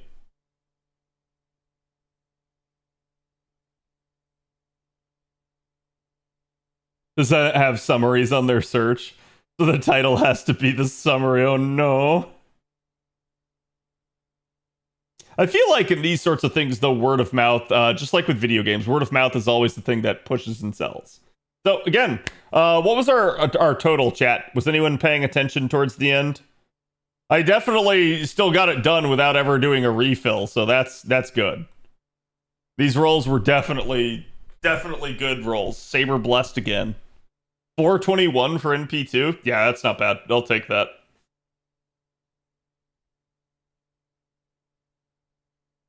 Double Medusa?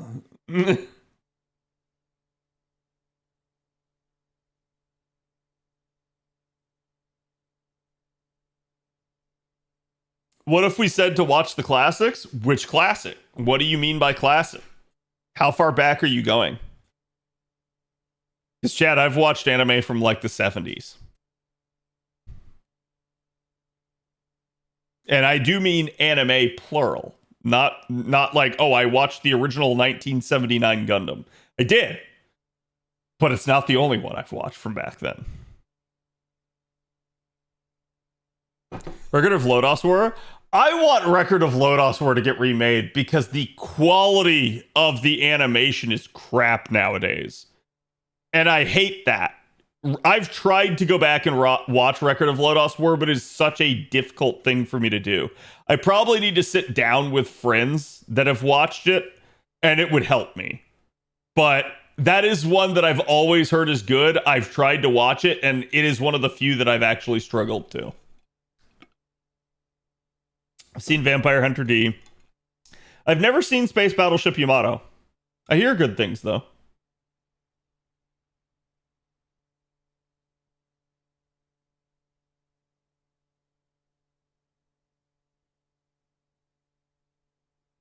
You can watch OG FSN, but not OG Record of Lodoss? Yeah. You want me to pull up both for you right now so you can see the difference?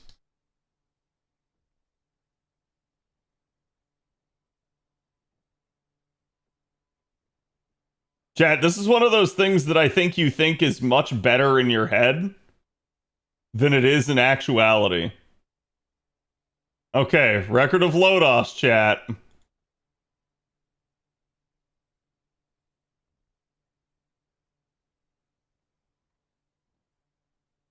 I'm gonna be honest, this picture actually looks good for what it is.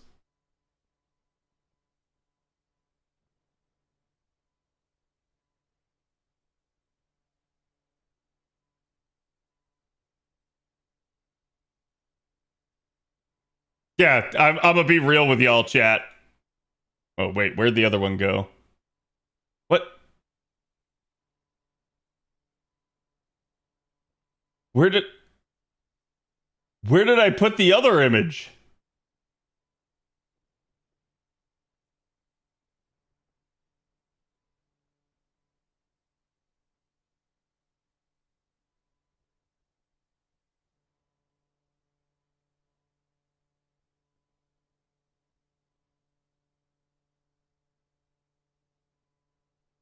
There it is. Okay.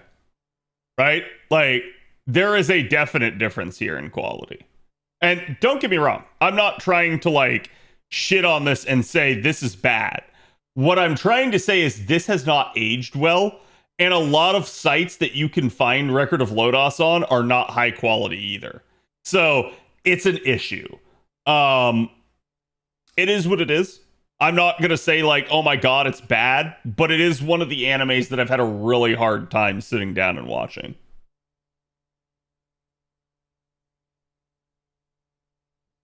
Define quality because I don't actually know what you mean. Yeah, detail. Like actual pixel by pixel detail. There is way more in this. And I'm honestly surprised if you guys can't tell that. It doesn't mean this is bad. This is just older. Have I watched Hitman Reborn? I started it way back in like college. I don't think I ever really got very far with it. But it is one that I've heard people claim is like amazing, so.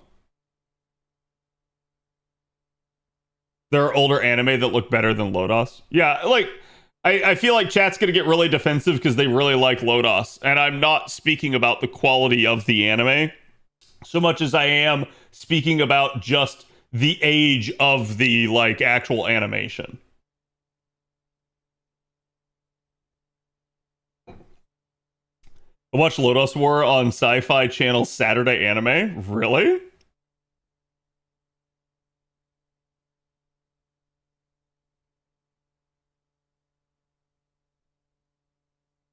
I get if the sites don't have good quality, but I can't see the issue when comparing these ones.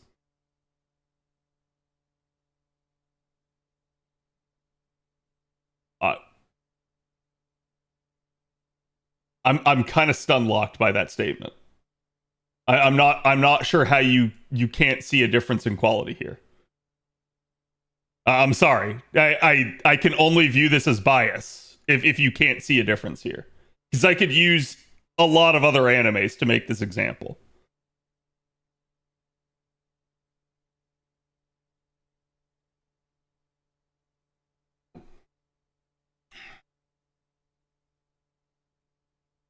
It was also an OVA, and OVAs historically had a lower budget. Yeah.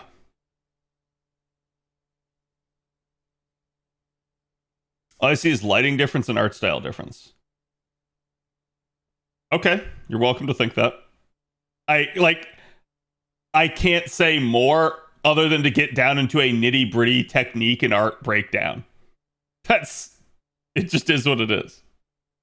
Chat, this is the era of digital art. This is hand animated.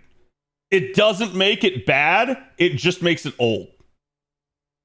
But there's a reason a lot of things switched to digital. Digital added more clarity and literally more detail. Like there is an entire generational gap between these two. And I don't know how to say it other than that.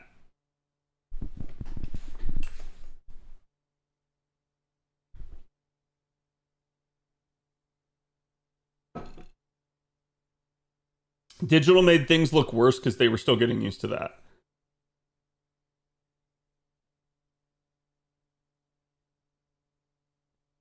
So you want everything to be hand animated still? Like I don't understand this line of logic from you guys.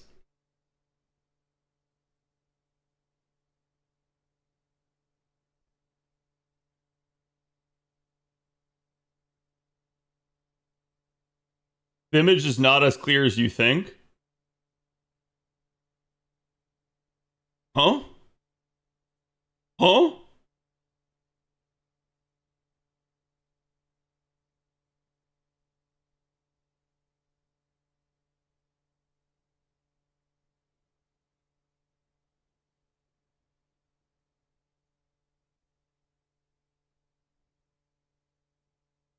By the time Lotus Animation had 30 years working on analog methods, it makes sense that it'd take 30 more for digital to reach that level, and it did. No, I completely disagree. It did not take 30 years for digital to reach that level. I completely disagree with that. That is a total provable fallacy, too. and we could go back in time, but I'm not going to waste the time to like literally prove a couple of people in chat wrong on this.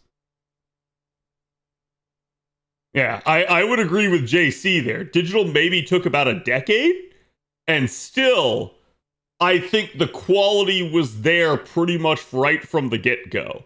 It just had its moments where it struggled.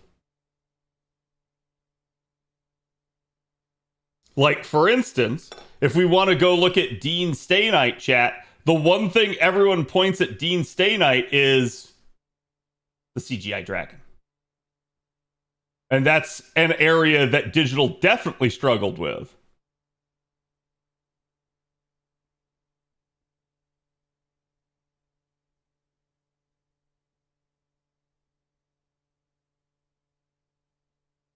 I'll also say that everyone thinks every 80s animation was Lodos level. It wasn't. Yeah, I do agree with that. Did you not watch Tenchi Muyo? I love Tenchi Muyo.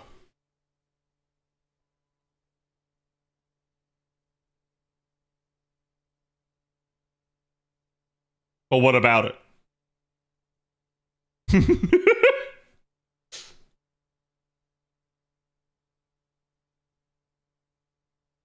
For every Tenchi Muyo, there was a Tenchi in Tokyo. Alright, hold on. Them's fighting words. Tenchi in Tokyo is fine.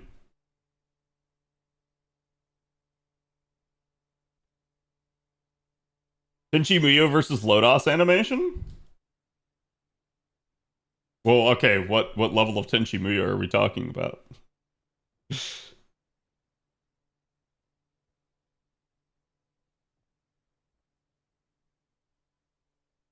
Because there's your Tenchi Muyo chat.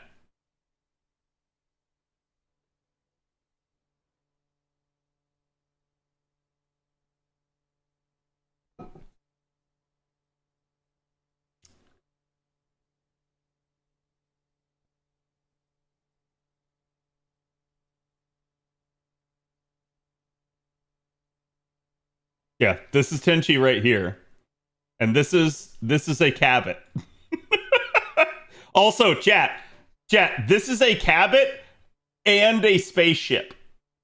And if you understand that, you've watched Tenchi Muyo. If you don't understand that, you need to go watch Tenchi Muyo.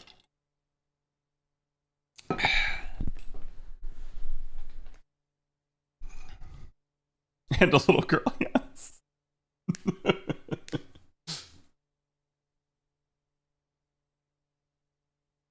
Ryo-Oki? Ryo-Oki? Okay, chat, hear me out on this. She.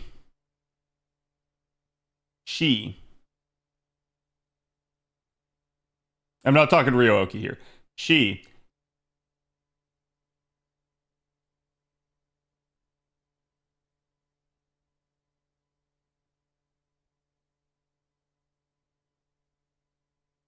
Tell me I'm wrong. Yeah, Ryoko. Tell me that is not Proto-Jalter. It absolutely is. It absolutely is. This is literally Jalter before Jalter was a thing.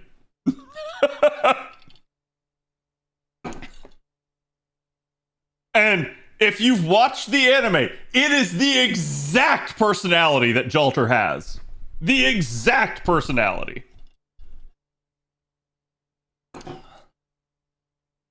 It is the tsundere to a T. So what show is this? This is Tenchi Muyo.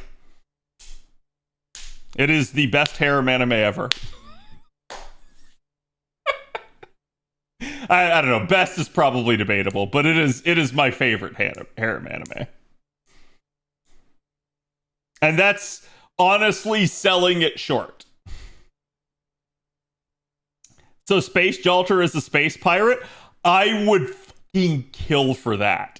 I would love if they tapped into that reference. Because honestly, chat, I'm dead serious. I would not at all be surprised if when they were coming up with Jalter, she's one of the like influences. I really wouldn't be surprised at all. Tenchi Muyo is infamous in Japan.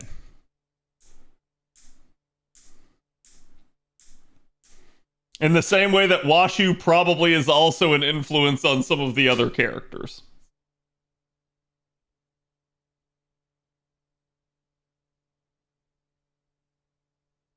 Servant versus Jalter, oh my god, the chaos, right? Did you ever watch Generator Gall? I don't think I did. Which one do you think for Washu? Washu is probably Sion.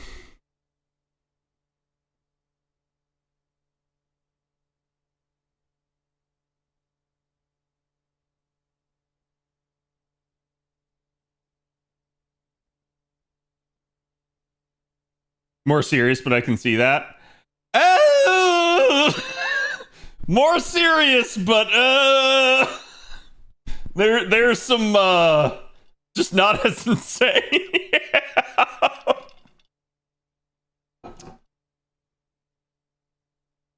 I want, like, chat, we actually do need to sit down and have a Tenchi Muyo day at some point, because I kid you not, like, it is a trip, especially for those of you that haven't seen it. The more you find out about the characters, the more you sit there and you're like,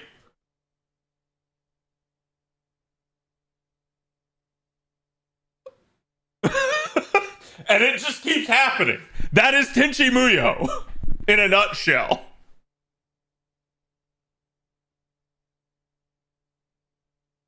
Day? Yeah, you're right. It would take longer than a day. You mean week, yeah. To be fair, I think I've only watched like the first 3 Tenchi animes. I don't think I've seen after that. Because I basically watched everything that Toonami had on back in the day for it. You can see the author like Star Wars. Oh yeah. Oh yeah. Oh yeah. Yeah. Yeah. Yeah.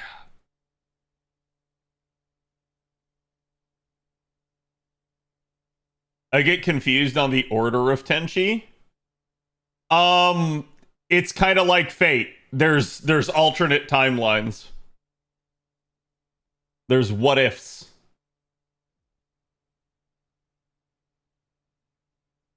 I'm more inclined to the Space Police and Mecha one. Yeah, ironically enough, this image here doesn't have all the women. Because Kiyone is not here.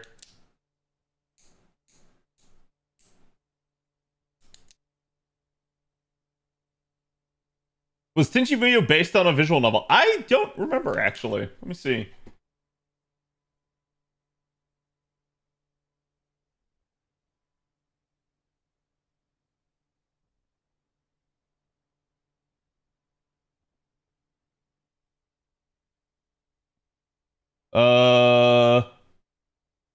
Looks like it was a manga first.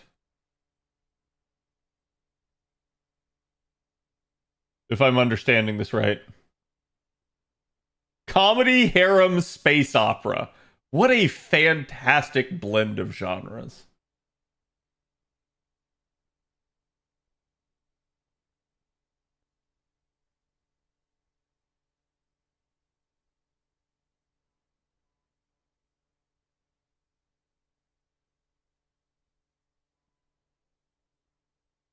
Oh, actually, no. It says the original series began with a 6-episode OVA.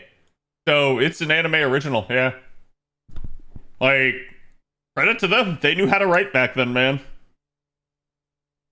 Tenchi Muyo, Tenchi Universe, Tenchi in Tokyo. Yeah, I think I've seen those 3. But then there's spin-offs after that.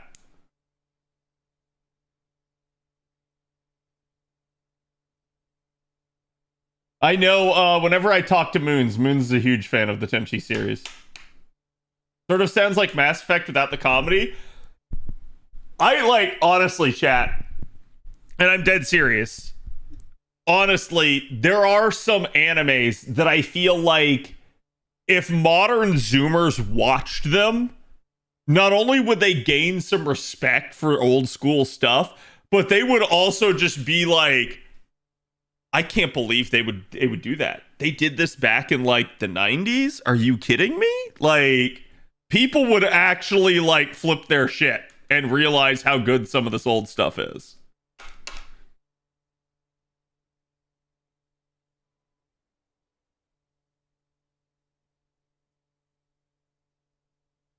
This Van Dread. Oh god.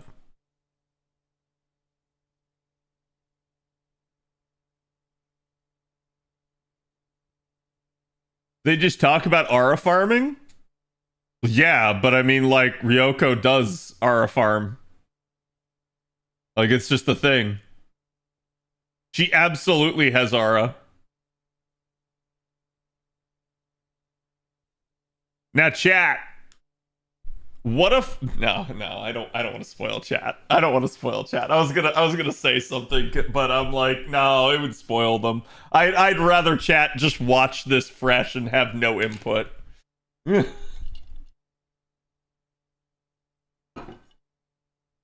I found out just how old some sci-fi tropes actually were. Oh yeah, no, like some sci-fi tropes go all the way back.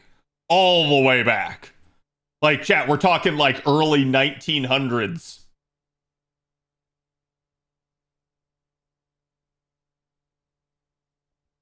Like, people don't realize a lot of the like literature and stuff that we consume nowadays is a like just continuation.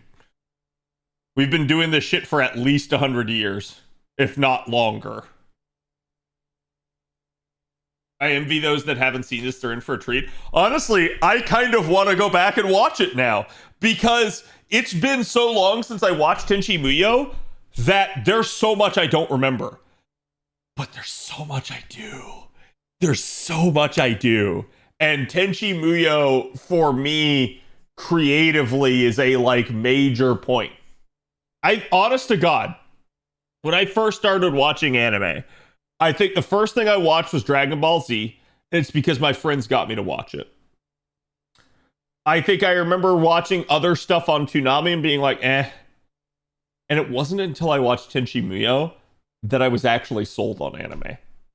And I was finally like, wait, this shit's good. Because, like, don't get me wrong, there's nothing wrong with, like, Dragon Ball and Dragon Ball Z. It's great. But it is also kind of one-dimensional as a show. It's just, hey, you know what it's about? It's good for that, and it is what it is. But Tenchi Muyo goes places. Tenchi Muyo develops characters. Tenchi Muyo goes, again, just like hard at points in ways that you wouldn't expect it to. And that's why I just am like, I don't know. It was like the formative thing. It is the thing that actually got me hooked on anime. Have you watched Cooking Master Boy? No, I don't think I have.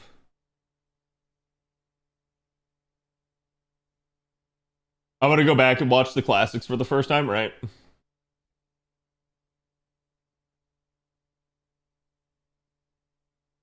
What is this butchering of Fluffy's theme? This is.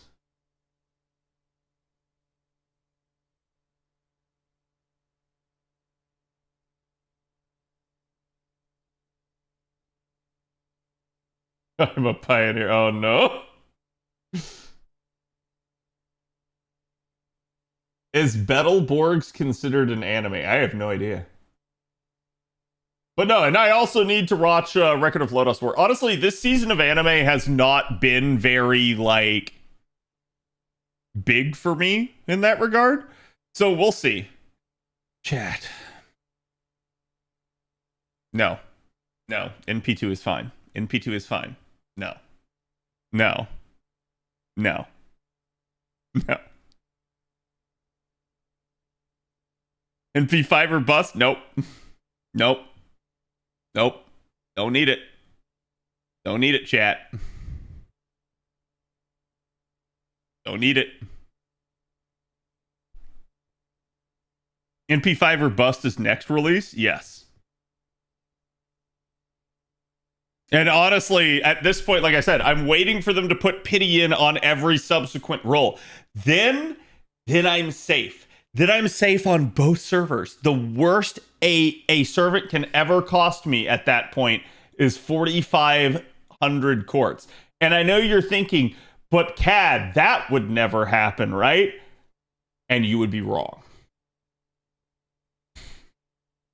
You would be wrong.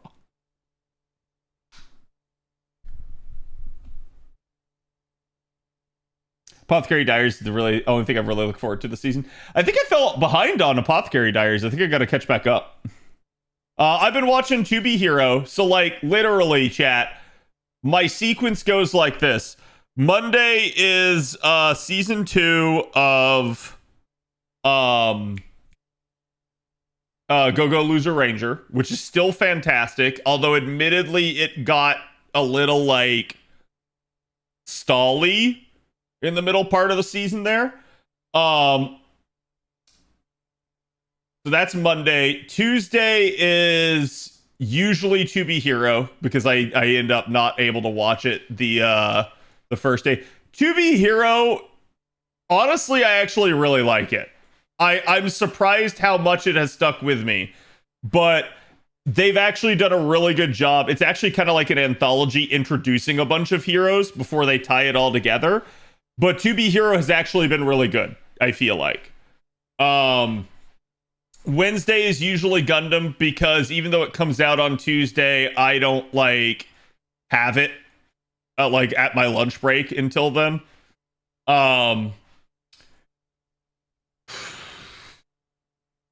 What do I watch Thursday?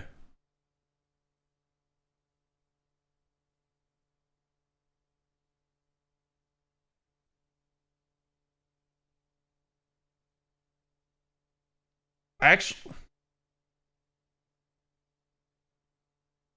yeah, K and K is atmospheric, basically. I'm trying to remember. I don't remember what I watch on Thursdays. I definitely watch something, but it's kind of my fill day. And then Friday is usually okay. If you've been in there, like with us at lunch breaks, chat, you know. But if you haven't, Friday is usually. Oh, where'd my icon go? Okay. Friday is usually Rock is a Lady's Modesty.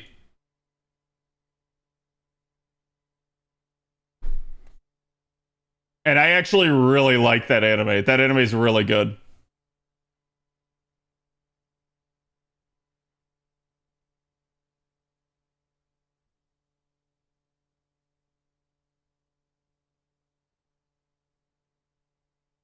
I like it too. Good. I'm glad somebody else in chat's watched it. I've been waiting on somebody to say that. That's like, oh no, yeah, I love it too.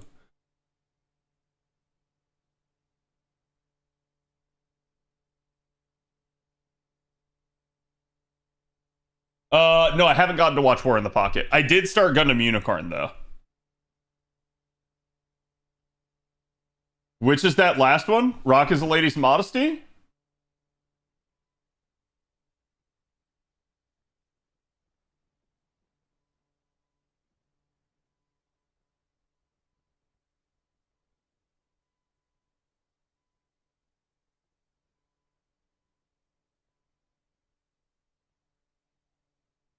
It's this one. And it's fantastic. Yes. So it's basically a bunch of girls that have to go to a hoity-toity, like, all-female prep school. And they live double lives. And it's amazing.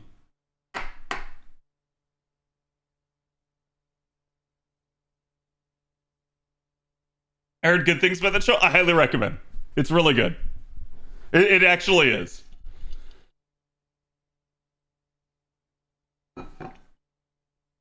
Catch Me in the Ballpark. Yes, Catcher in the Ballpark is, I think, my Thursday show. I couldn't remember what it was, but that is my Thursday show. Those are the 5 that I'm watching this season. I had started watching other stuff, like sort of the Demon Slayer and stuff. I've dropped them. These are the 5. They're the only 5 that have managed to keep me.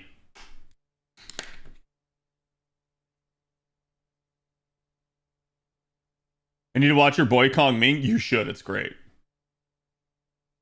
They mocapped an actual band for this. Yeah, I'm not surprised. The animation's good. Like, it has its moments where it's kind of CGI, but I honestly I don't really notice it. I'm just like deeply like into the story. Princess Nine. Maybe, but probably not. Let's talk about summer anime. Well, I kind of need to do the tower. Well, what do you want me to watch from the summer anime?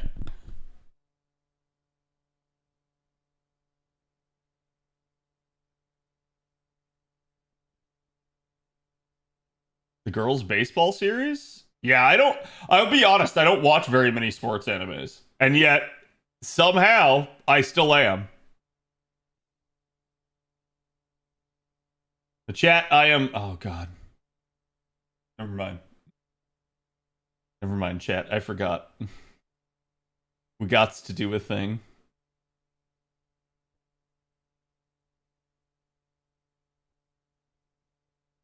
Is there any other copies of anybody else that I got there that I need?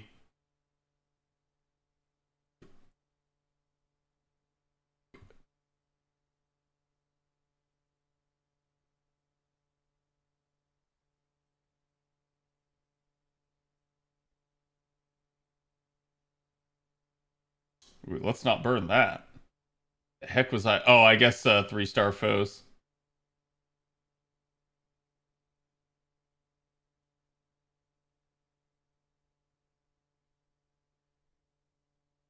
I mean, you can multitask. I can, but like, obviously my fingers are occupied right now, so that part can't be multitasked. Oh, wow. I didn't remember getting this many.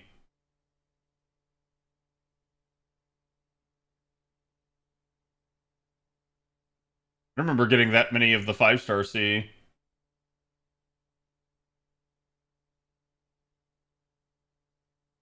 Since this doesn't impact drops, it's just an MLB right away type of situation.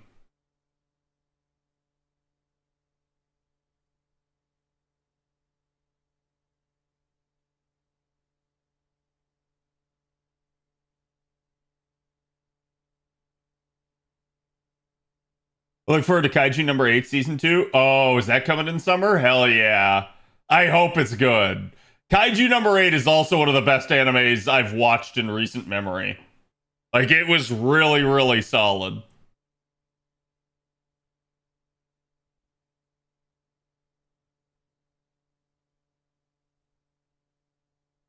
Five.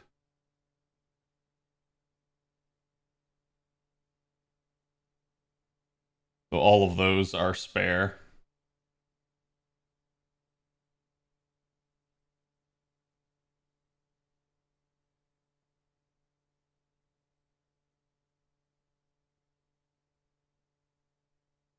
What do you recommend for supportless Cs? I'll be honest, just go with like a normal loadout. Unless you rolled and you have like damage Cs, I don't think it matters. Because like I do think there are scenarios where you can take a support, but I think it's really rare.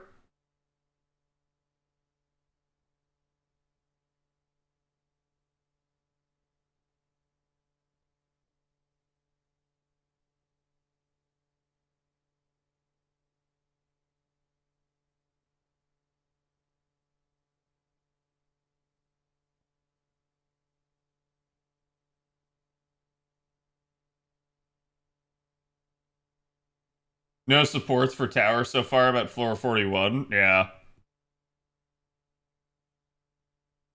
I think the only thing is like forced story support. So I don't think it matters.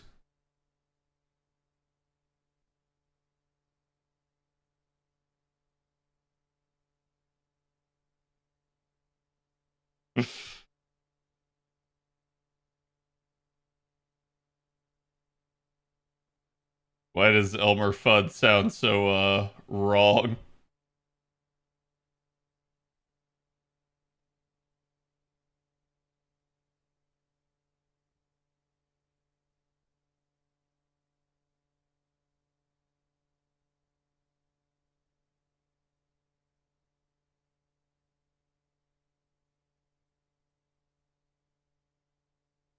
Why? It is what it is. Don't question it. Chat, it's not any worse than some of the stuff you guys have song requested. Wait, what? God damn it. Oh, it's because that capped out.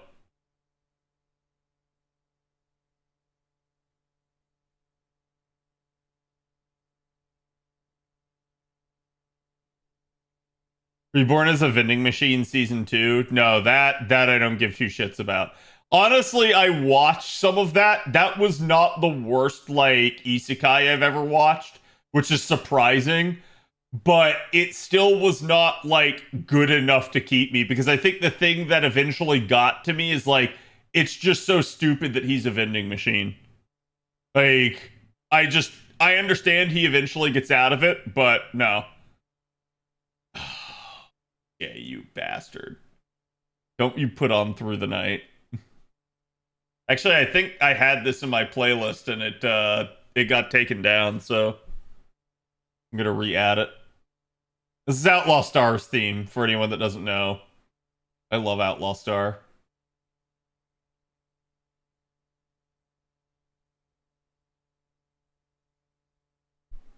Did you watch 100 Girlfriends? I did not. I heard good things about it. Outlaw Star is bloody good. Outlaw Star is really good. Outlaw Star, if you go back and watch it, it would suffer from a similar issue as Record of Lodoss War. And it would really depend if you can find a high quality version of it or not. Because otherwise, it would look straight ass on some of these, like, streaming sites. So it's like, if you could find a high quality one, it probably would be pretty watchable. Thoughts on Trigun? Like the original? I love Trigun. Trigun's fantastic. Vash the Stampede. Did I ever watch Angel Links? No, I don't believe I did. Ever see The Irresponsible Captain Tyler? No, I don't think I have. It's funny because I've watched a metric shit ton of anime. But there is so much anime I still haven't watched. Ever see Trinity Blood? Yeah. Trinity Blood's okay. 100 Girlfriends is the stupid fun type of anime. Did ever watch the Venus Wars OVA? Probably not. OVAs are definitely a weak spot for me.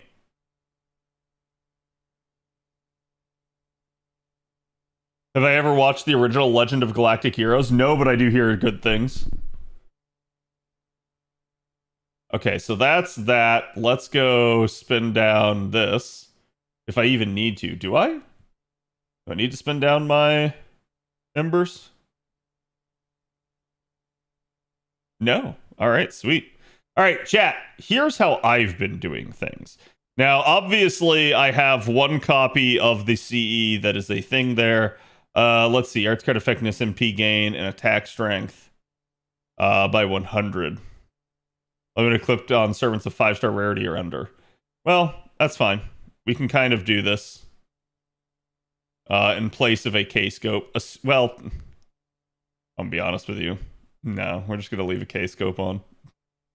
Because it's really going to depend on whether or not I even need a K-scope. So, usually what I do... I've got bonding C's in the back line.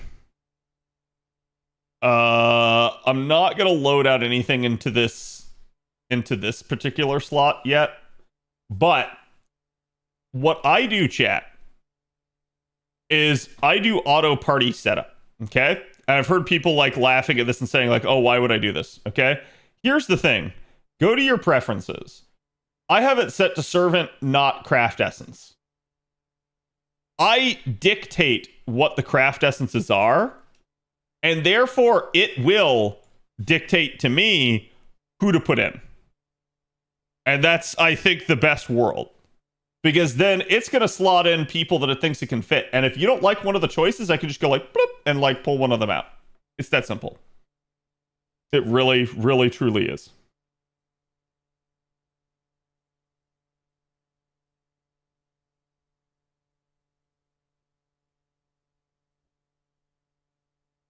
How did rolls go? They were actually really good. About 420 quartz for 2 copies. So can't really ask for better than that.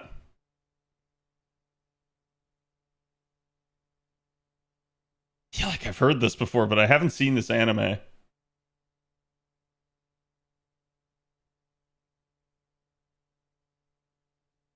Or have I?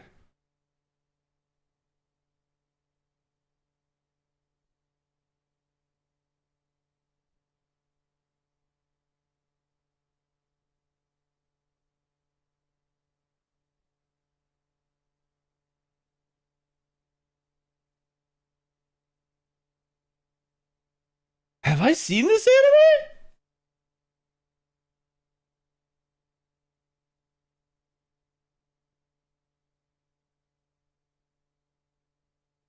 Yeah, you go 3-slot teams for speed, 6 if you want bond. I'm doing 6-slot at the moment, but it really is just up to you. And I'm gonna say if you're concerned with having enough to like get through the event because you're a newer player, you don't have as robust of an account, do 3. Do whatever helps you get through.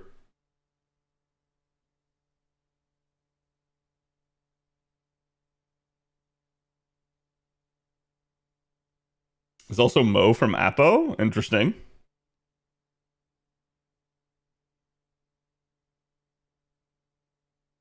Three weeks is way too much time to say you can't clear the event. While I understand, I'm also going to say, Lucario, that some people don't have as robust of accounts. Right? They also maybe don't have as much time to play. So it is what it is. Like, for instance, chat, I'm currently only on, like, floor 21, 22 or something like that. Purely due to, like, I just didn't have a whole lot of time to play. It is that simple. Okay, like, so for instance here, I'd probably rather do that. I also don't much care for the Squirtoria choice here. So who else can I fit in then at that point? At that point, I think I'll just do something like Tristan, and we'll just kind of go and let it be a thing. The problem will be if this is 2 waves, which it very likely is, and then that could cause me some issues. But honestly, if I don't immediately 2-turn the fight, it's not the end of the world. Rod OVA did play on Toonami. Rod TV series played on G4 Network. Interesting. Yeah, I don't know. Like, maybe I have heard of it before. Because I swear it's familiar. Like, I recognize this theme from somewhere. And it's bothering me now.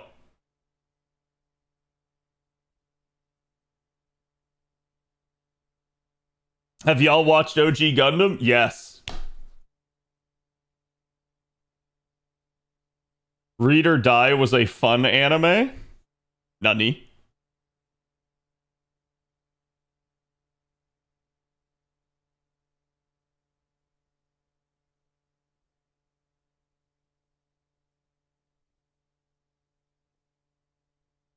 I'm sure if you watch the opening credits, it'd probably click for you, Cad. Yeah, I mean, like, even saying Read or Die, it doesn't necessarily, like, click with me.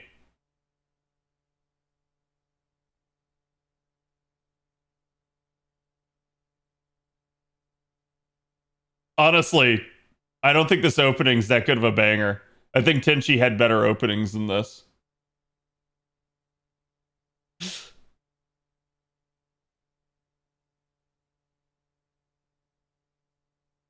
I probably don't want to use Kayan Sky here if I can manage it.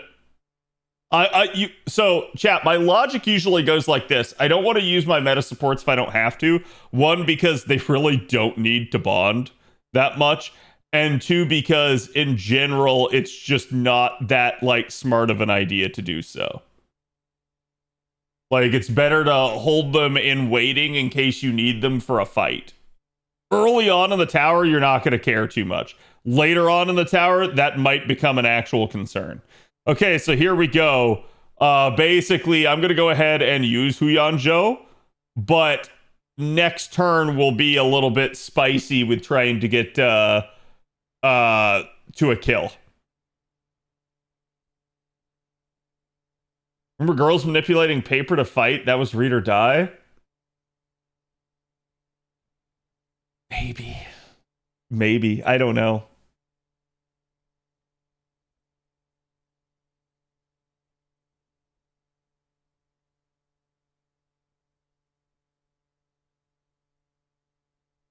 Unused track? Interesting. How later in the tower do you think the meta supports might be required? It's really going to depend on your account, but there's just challenge fights later in. It's not going to be that big of a deal. It's more just like if you want to make fights easier on yourself than anything else. Oh man, I almost feel bad for the sucker here.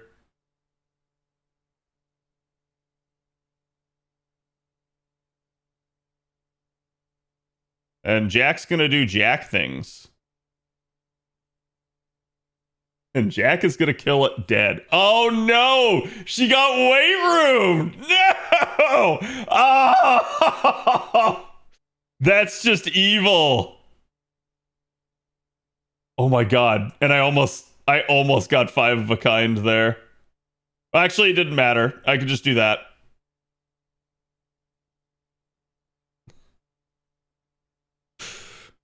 You mean make it rain stars? No, I'm actually surprised she didn't kill there. I really did expect that she was going to do that 100k.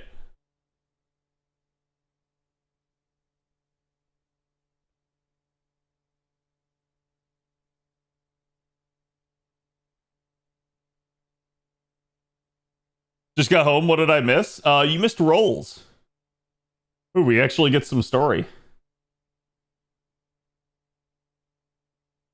I keep skipping the opening. Honestly, I've enjoyed the story so far. Like, it's kind of a stupid premise, but they're at least keeping things interesting.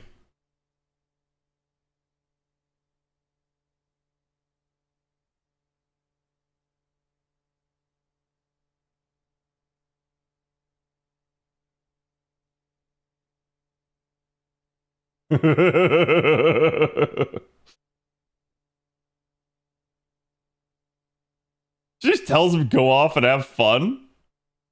Not gonna make him track or do anything.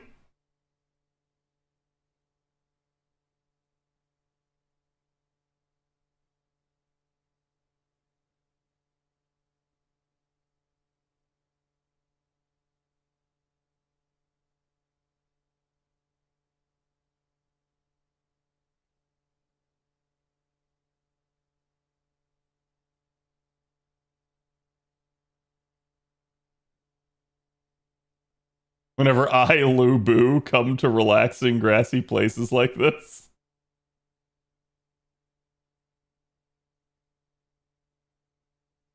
The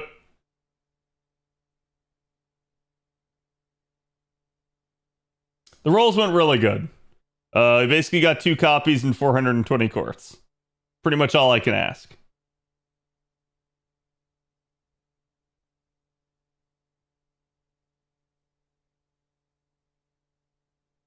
Would have gotten dog servant immediately. That's all good. May look like dodgy, but she's not. He looks at Tamamo Cat.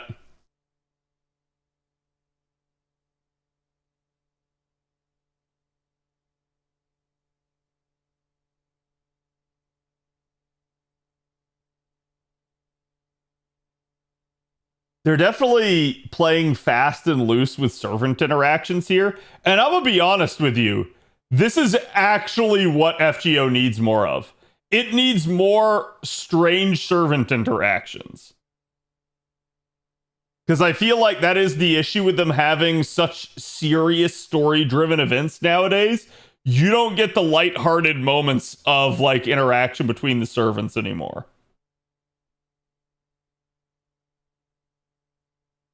And it's like that's what's missing from the early days of FGO, which is where all the lore and all the memes come from.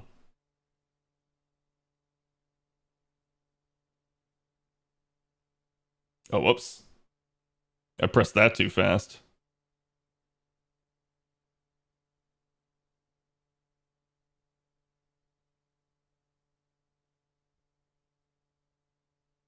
Voy Voy and Zing Zing. Oh no.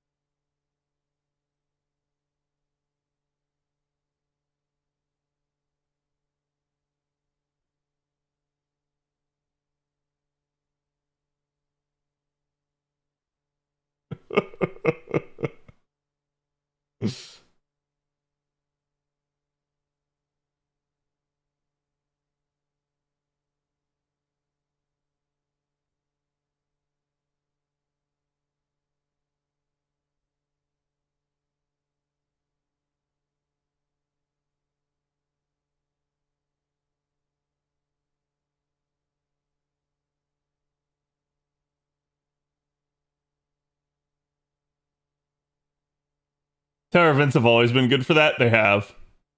I feel like we could use another tower event in FGO on JP.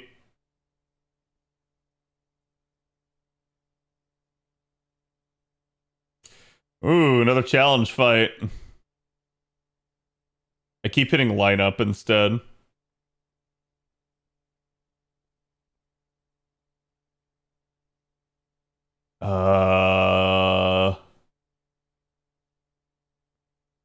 Gonna use extra classes here.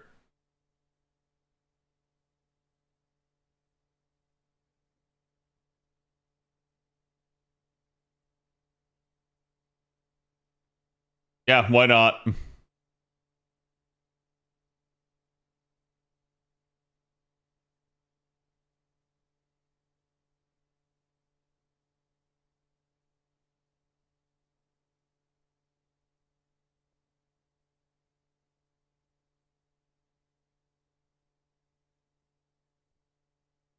Hmm.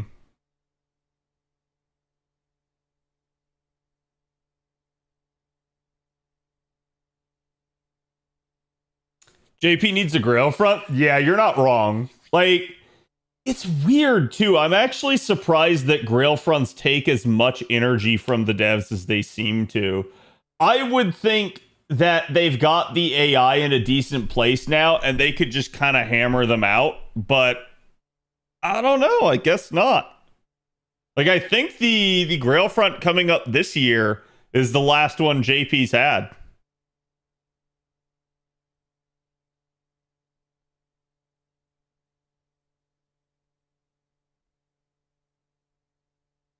Inflict death to a single enemy. Oh no.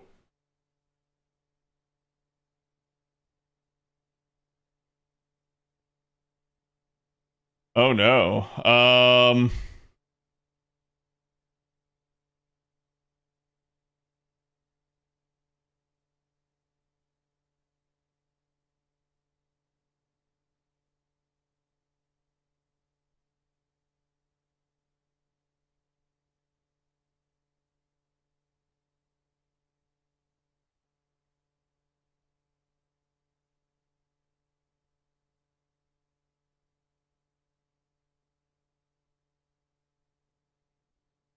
I'm just gonna full send this.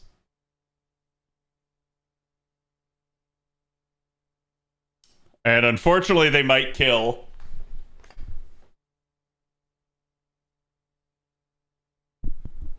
Soul Taker? I don't think I've seen this one either. Y'all are definitely pulling out some that I haven't seen, which is good.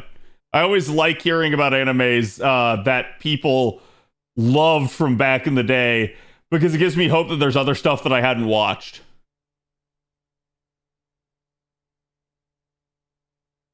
Oh, they missed.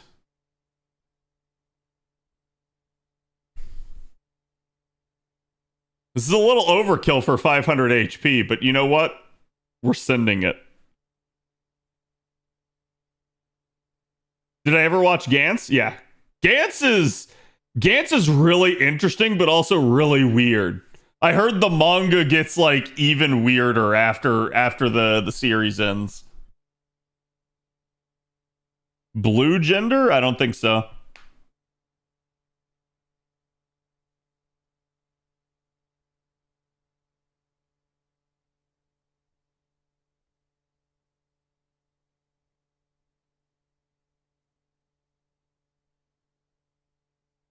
Okay, so it's trying to put it in Castoria again.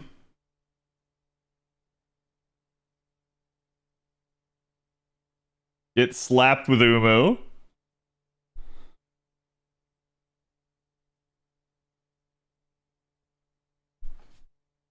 See, I'm just balancing low stars and high stars here. Ever see Terraformers? Yes.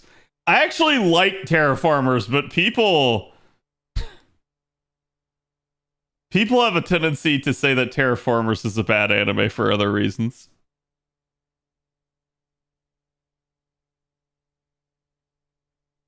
Though, to be fair, when I watched it, I was completely unaware of any of those reasons.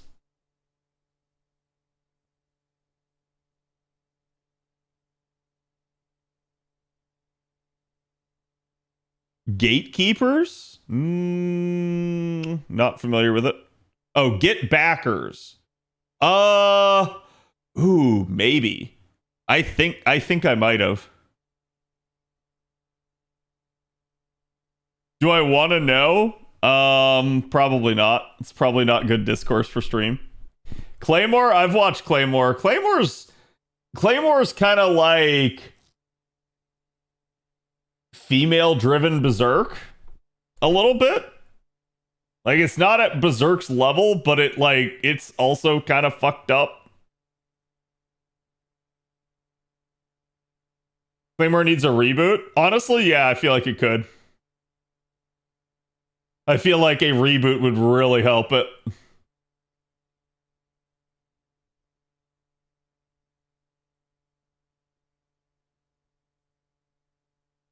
My god, you really just want to put MASH in my back line, don't you, game? Yeah, that's why.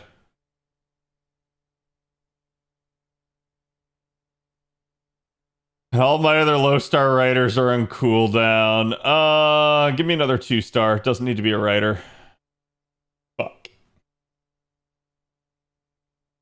Sanson.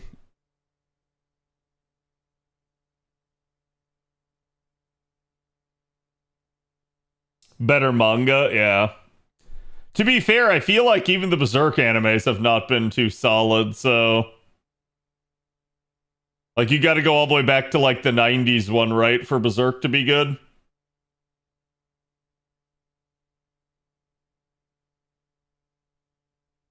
It's Christmas time. Rurouni Kenshin is a great anime, just don't watch it in English. Watch it in Japanese with subtitles. I watch almost all anime in Japanese with subtitles. There are only a few rare exceptions where, because I watched it originally in English, I'm partial to it. So examples would be like Tenchi, Dragon Ball, that sort of stuff. But otherwise, I'm almost all exclusively Japanese. Wait. I hate that, like, you can't see when it's a multi-class like that. That probably is telling me that I need to get Ziba out of here.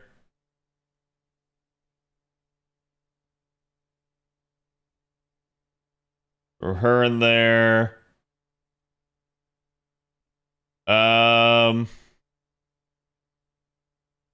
Honestly, like that too.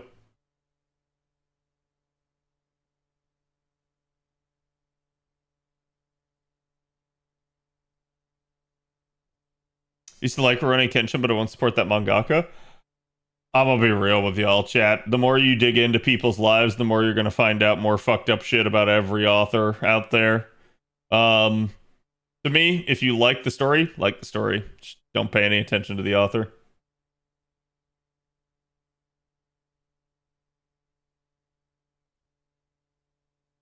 Damn it, I put that on the wrong one.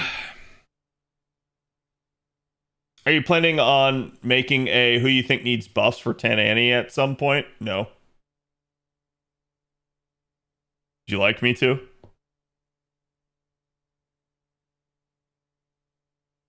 Crest of the Stars?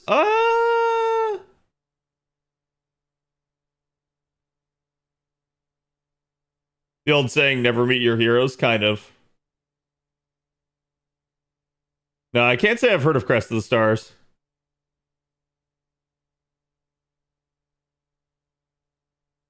Like, I say that I may have heard of it at some point, but it's like it's not ringing a bell, basically.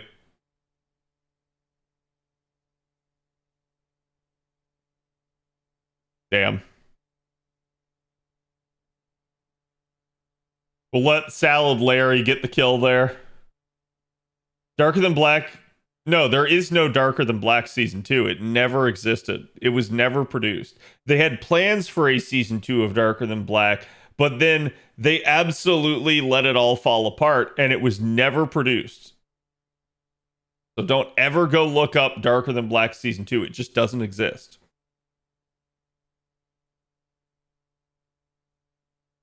Darker Than Black is great. It's Chinese Electric Batman.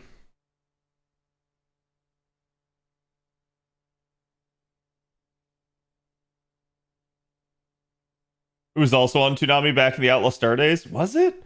Yeah, maybe I have seen it. I'm just unaware. My god, stop using my Castoria. Use a Scheherazade instead.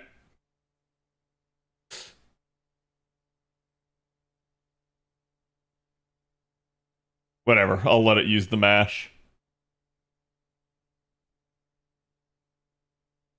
Blue-haired space elf girl is one of the main characters in Crest of the Stars. Big Booba? I've never watched Saint Seiya. I've tried to watch it, but I think like it didn't hook me enough. So I think I only managed to watch like 6 or 7 episodes of it. Because Saint Seiya is long. It has a ton of stuff for it.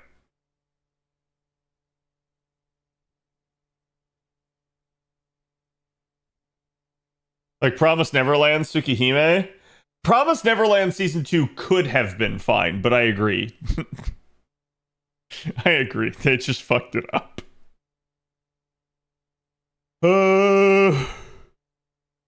Just send it. No Big Booba, Sag. Ronin Warriors? Ronin Warriors is good. Ronin Warriors feels like it's just Samurai Power Rangers.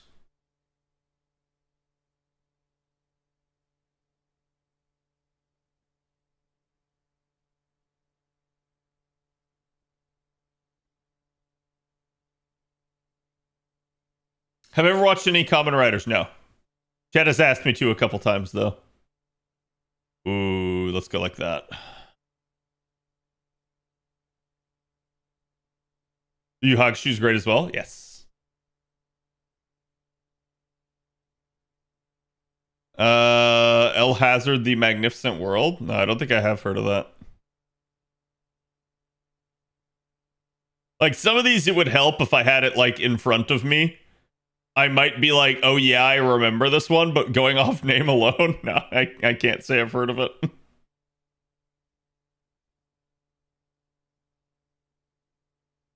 You're gonna have to do a lot of work here, Shikibu, because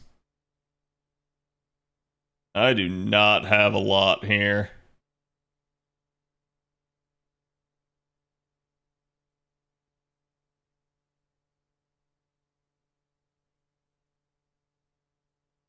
El Hazard is on par with Tenchi? That's a bold claim. Because you gotta understand, you're trying to say that it's as good as my childhood.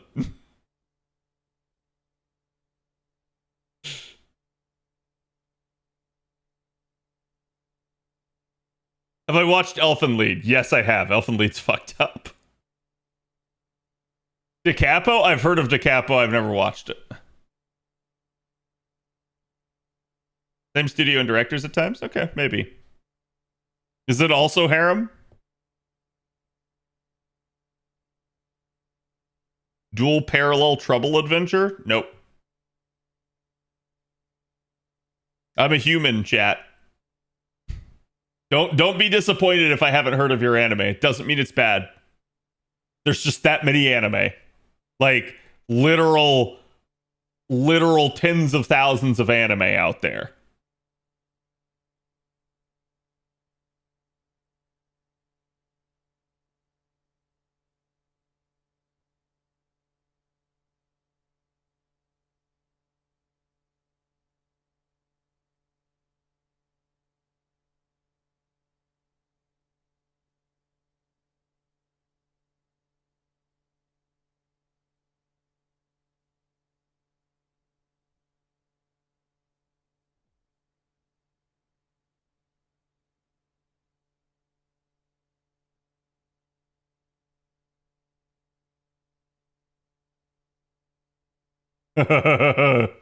Getting gaslit.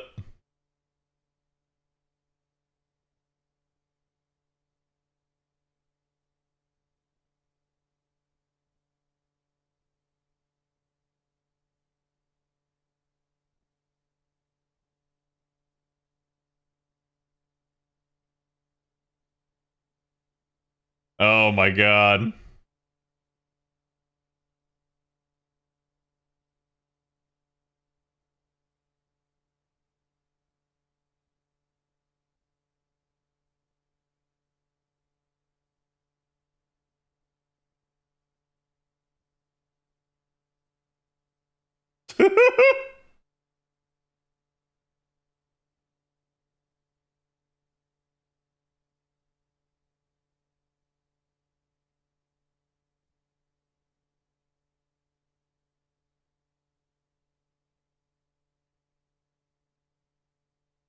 She's like, oh my god, I look so cute, isn't she?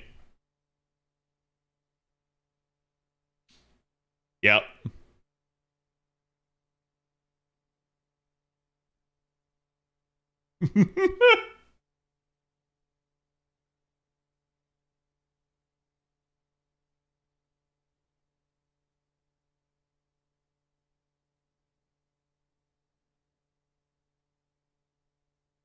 Also a good way to get a spider in your mouth.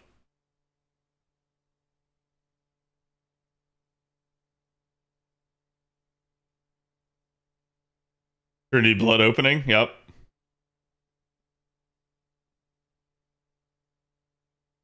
Dual parallel world adventures done by the same people that did Tenchi. Interesting.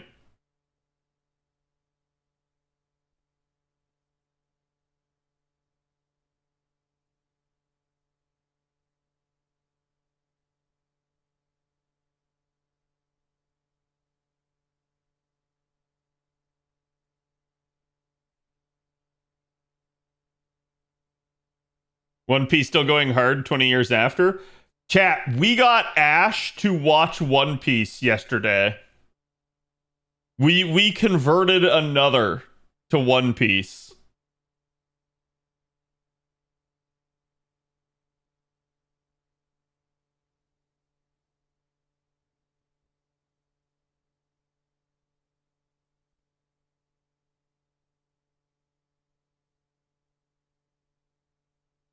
Directed by Ano. Yeah, isn't he Evangelion? Or is it the guy who's in charge of the mechs is Evangelion?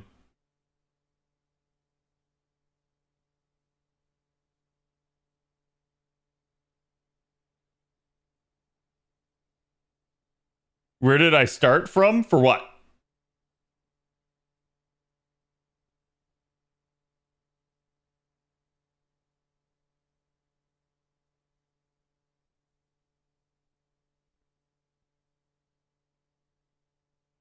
For getting him to watch One Piece? Is that what you mean?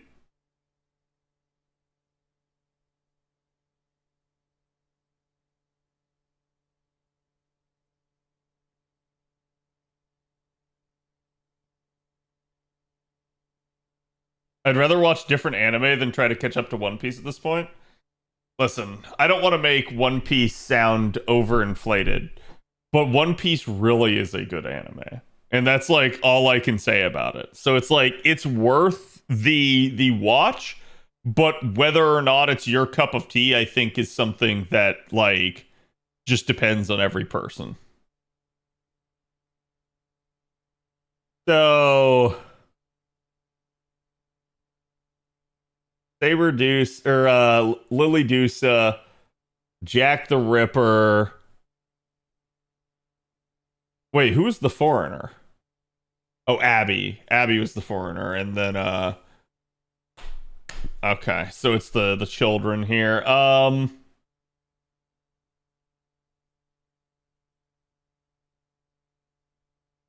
Actually, yeah, I'm kind of content with this party. Well,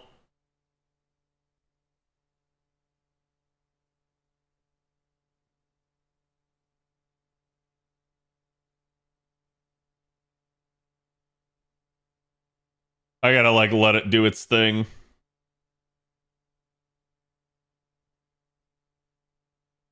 But yeah, that works. One Piece is not my cup of tea. So why is it not your cup of tea? I'm always curious to hear from why people think they don't like One Piece. And don't get me wrong, right? Like I'm not saying it's invalid. I'm saying there's a lot of people I know of that like don't like One Piece on premise rather than like they've actually watched it and gave up on it.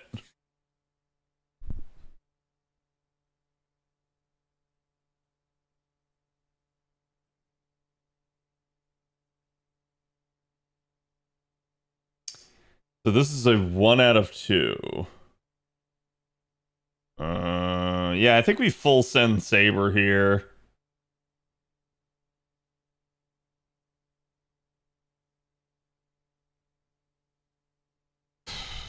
Jack is actually the one that has to die.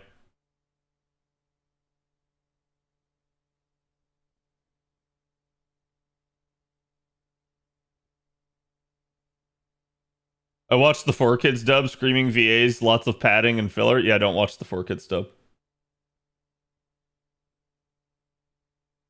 I watched the anime for the... I dropped the anime for the manga. I'm gonna be real with y'all. I dropped the manga for the anime. Because the anime was just more epic. If you're worried about it, like, dragging on, my advice, especially with how long it is to just give One Piece time to build up episodes. That's my honest to God opinion on it. I totally dislike the art style, and I'm not a fan of the story universe. Ooh. Are we allowed to say that we're not a fan of the art style? No, it's fine. I've seen people say it before. I don't know. I think like at the end of the day, the art style grows on you, and they do modernize the art style throughout the series. Like One Piece now does not look at all really like One Piece in the past. I cannot full send that. But I can send that.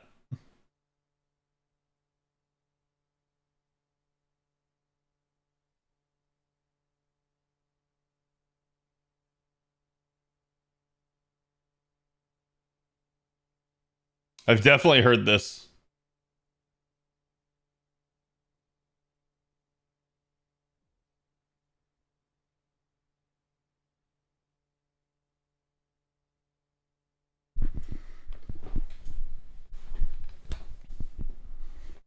Yeah, I've seen way more than most, yeah.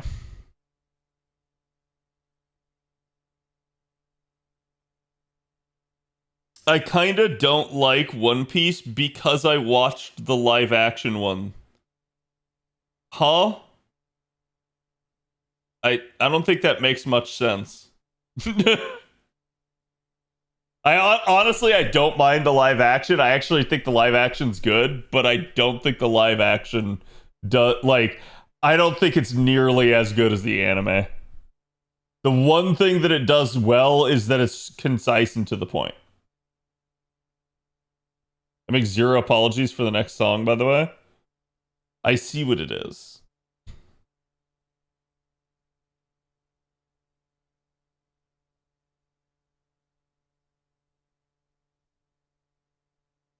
Have I ever gotten into Detective Conan? Yes. I've watched like the first 100 episodes of Detective Conan. And then I realized that this was just going to keep going on, and I stopped watching it. Don't get me wrong. I can understand how to, that's like some people's style, but at least in Detective Conan, it felt like I was kind of treading water. Like they would keep doing stuff, but they weren't gonna like advance the actual like character progression much. Which is one thing, like, if I compare that to, like, One Piece absolutely advances its characters, and it's something I think it does really well. The characters are why you keep watching One Piece.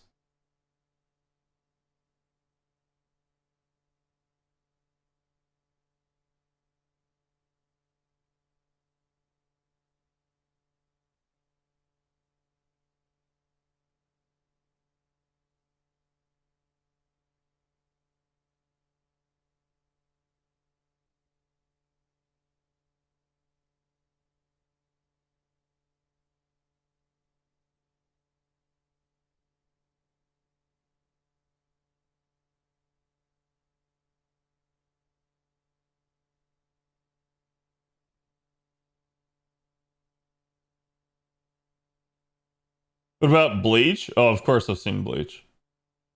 And I've watched all of Bleach until we got to Thousand Year Blood War arc here.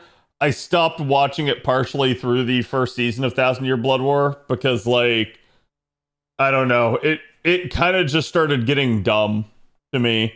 Like, it felt like they actually made the character stupider than they used to be. And I say this because I have gone back and recently watched OG Bleach, and it still felt like they were dumber somehow in Thousand Year Blood War.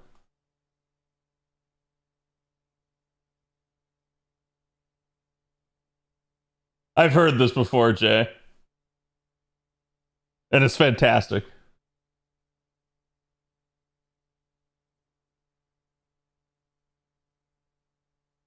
I feel the same way. Yeah, it's rough.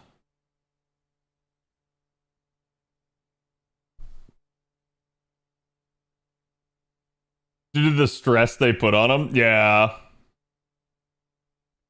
To be fair, Fullbringer arc was straight ass. So I can at least understand why there's pressure, but I also think like he wanted to end it with Aizen, and they would not let him.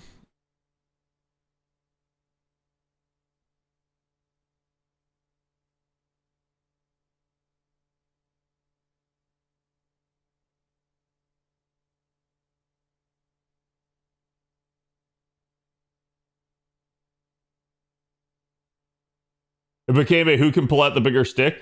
To be fair, that's kind of always the issue with shonen. So you know how everybody kind of is like, oh my god, the power of friendship, right? Like everyone's kind of like annoyed by that, right? Chat, what if I told you that trope is the proper way to write?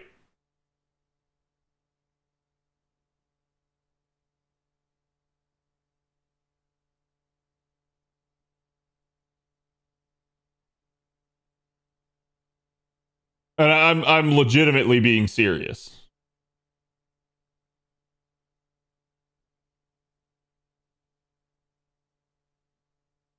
Also, wait, have I put anybody in the cooldown?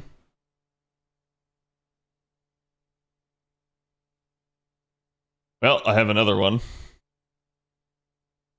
Yoink. Probably not going to matter at this point, but whatever.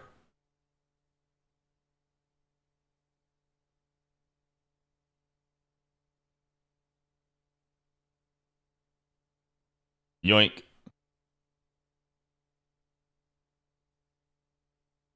Because it is. I 100% disagree with you. Should be to get good, not some BS power up. Wait, why would you 100% disagree with me? Do you know what the power of friendship is? Because what you're describing is literally the problem with shonen. It's bullshit power-ups is the problem with shonen.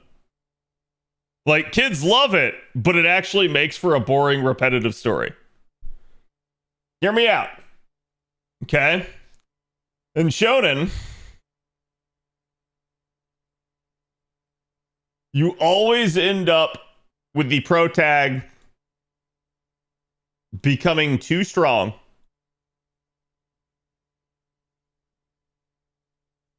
and there being scaling issues. Real life literally doesn't work this way. Like, you basically turn the protag into a god. And in fact, in some shonens, you kill God. This is the entire premise behind, like, JRPGs too, right? So why then does the boring old trope of the power of friendship matter? So here's the issue with it. The trope is that it's the power of friendship. Why is the trope a problem? Why do people get bored with it? Because usually they pull out that phrase, right? It's like, I can do it because I have God and anime on my side and literally all my friends are backing me and because somebody loves me and because, like, it's an overdone trope because they keep, like, saying this shit.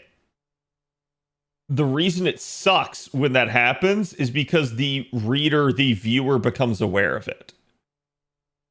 If you're going to do power of friendship, you don't call attention to it. Because, one, that's just kind of how real life works.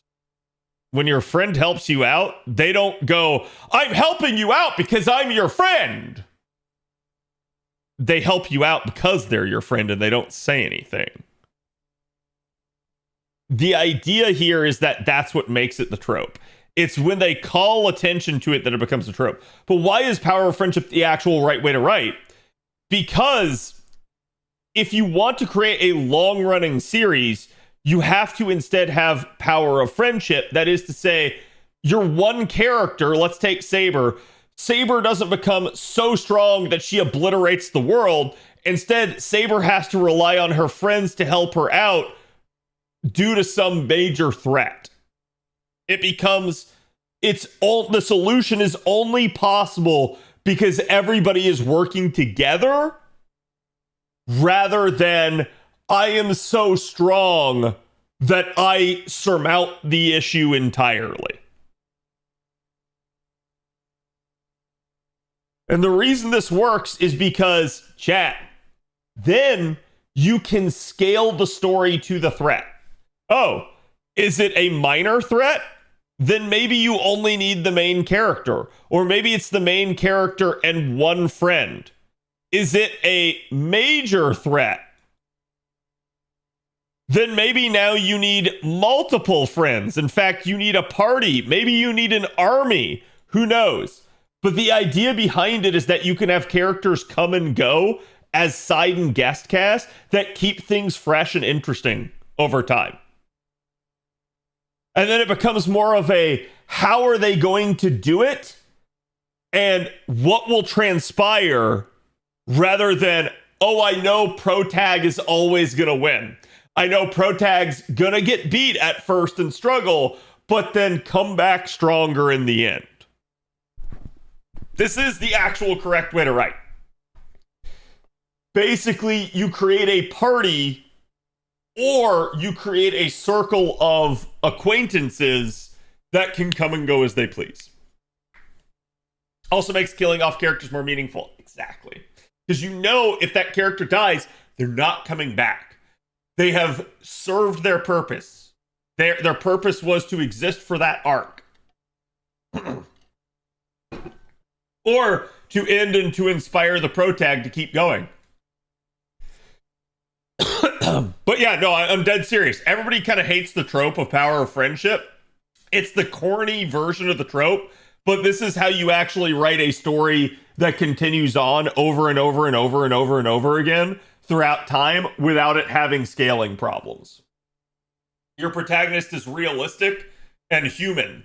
rather than a like demigod that runs around brutally decapitating and murdering everybody with their like eye lasers, an ability to like teleport. Goku. And don't get me wrong, like Goku's a fantastic character, but I think we can all agree that there's issues when it comes to what do you do next at points.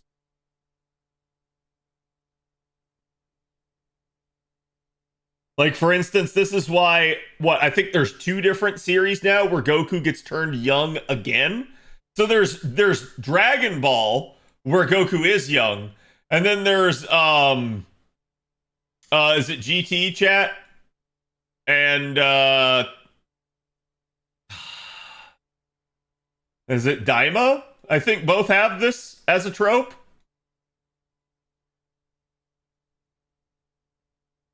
So you now have 3 series where they had to reset. Well, sorry, technically 1 is the origin, but then you have 2 other series where they reset the main character. Why? Because they kind of have to. It's the only way they work.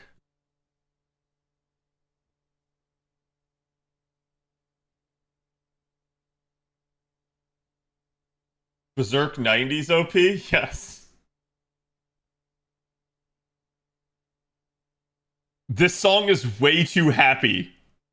It's way too happy for Berserk.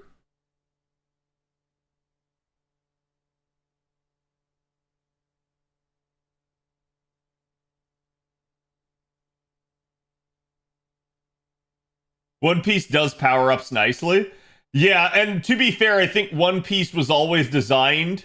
It's never gone beyond its content scale because I think the author originally set the pace to be this way. Whereas if you look at something like Bleach, for instance, chat, Bleach, it went way beyond what the like creator actually wanted it to be, and the content just dragged on and it caused issues. Same thing with Dragon Ball. Dragon Ball in original Dragon Ball Z is fantastic, but as you start getting into other things, you start getting to like, what the heck? Like, this is getting weird now. And don't get me wrong, I love Super. Super's fantastic, but you can see what's at play at Super. Well, now they're having to deal with entire galaxies and universes and the multiverse and literally gods and destroyers and shit like that. So it's like, what happens when Goku basically transcends all of that? Then I don't know. There's not much beyond that, right?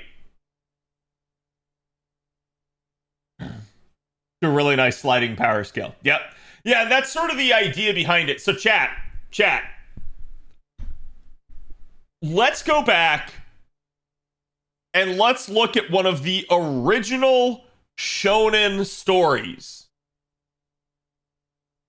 So y'all remember it. I'm sure you've read it, right? You guys remember the shonen story called The Iliad. It's a great story, right?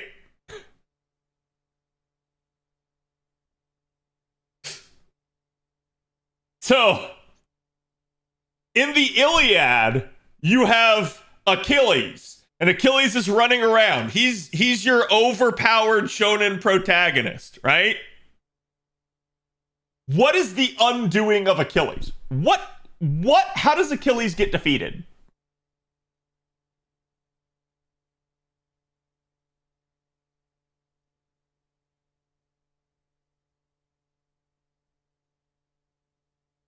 OG shown as the Epic of Gilgamesh, yeah. Random Archer by Legolas, yeah. Deus Ex Machina. Yeah, a little bit, right? So, like, the idea behind it is that Achilles has a weakness, okay? And this is actually really hilarious because, chat, that entire concept is literally what the entire, like, Fate IP is built off of. It's, don't tell people your true name because they might figure out your weakness, like Achilles, okay? But the idea behind it is, like, yeah, if you look, what took Achilles down was not some better fighter than him. It was a stray shot to his fucking heel. And it was fate. That's what got him, right? But the idea behind this is more that, like, usually you don't have to tell a story where everything is so like crazy scaling and stuff like that.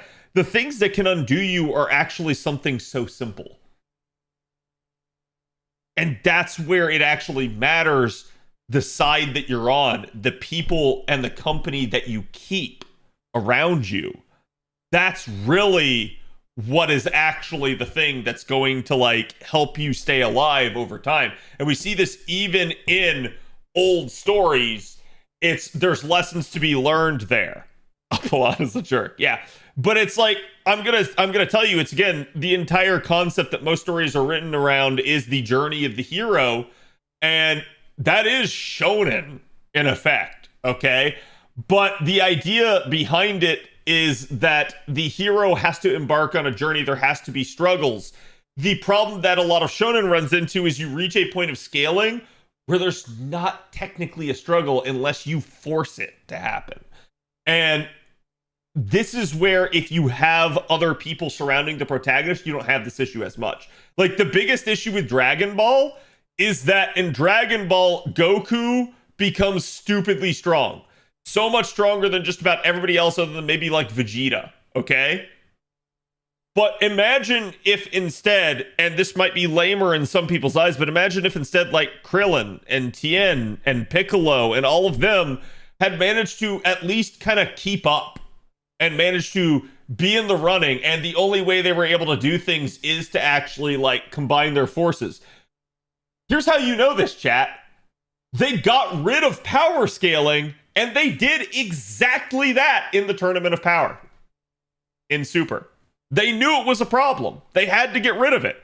So that's how you can have Trunks at Super Saiyan 2 fighting the same people that Goku at Super Saiyan God level with Ultra Instinct is fighting.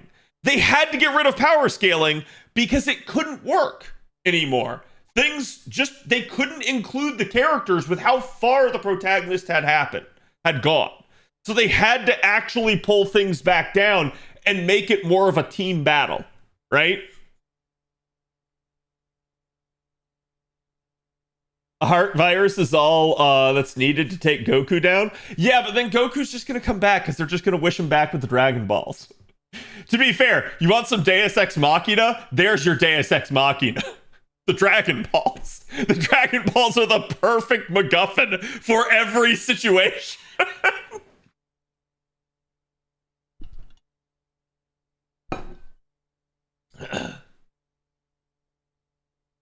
Dragon Ball Wish needs some limit. Yeah, I mean, there's some rules with it, right? But you can see it's like they definitely know.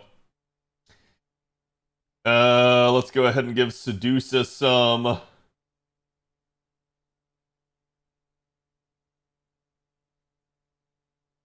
Imagine if Fate had Dragon Balls. Fate does have Dragon Balls. It's just, imagine if you took all the Dragon Balls and you instead just combined them and made some omnipotent cup. That's the Dragon Balls in Fate. The difference here is Nasu knows not to use the Deus Ex Machina in his story. Because if he uses it, he knows it's just going to become bullshit at a point.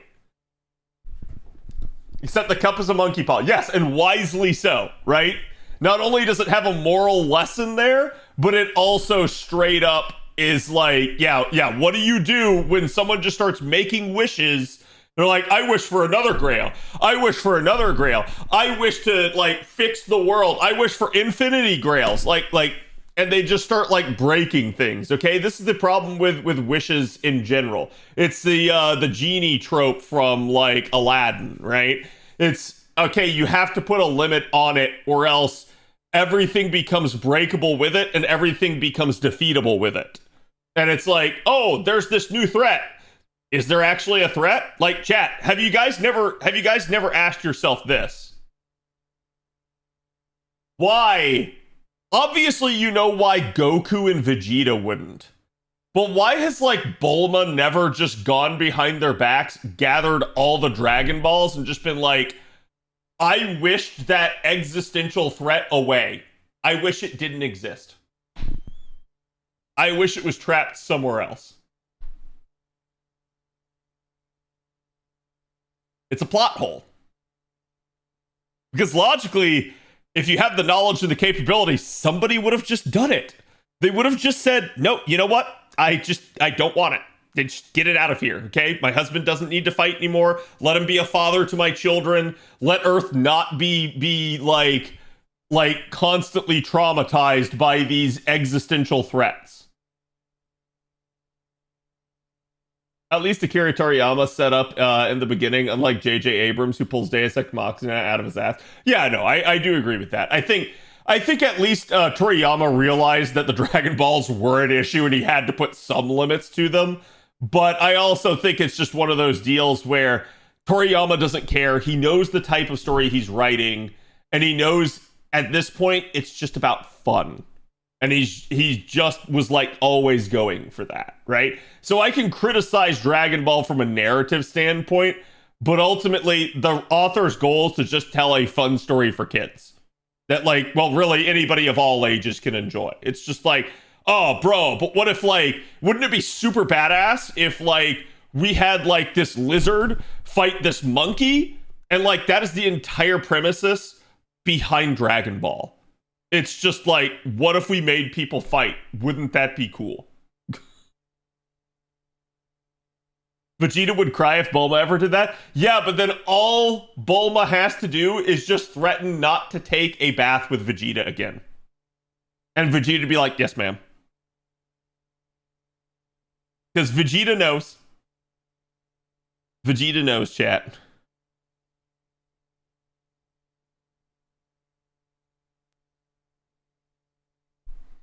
Wait, Dragon Ball is just King Kong versus Godzilla? Yes. Literally, yes.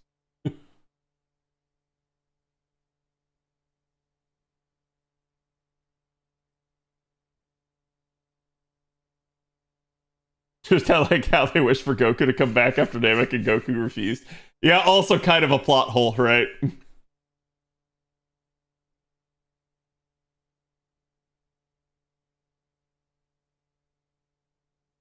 Cannot grant wishes its creator is incapable of doing.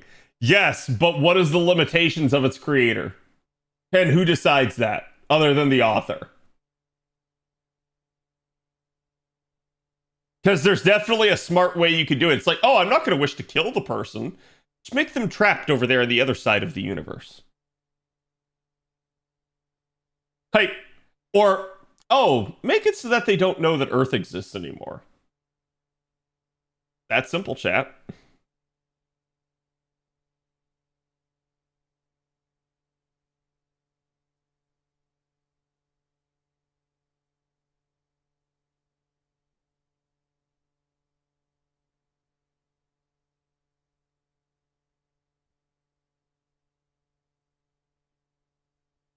I mean, there's only so much Dende can do.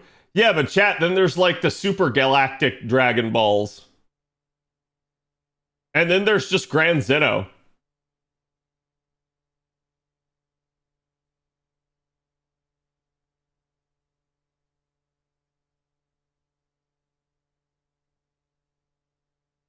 Shinron needs permission to move people from point A to point B.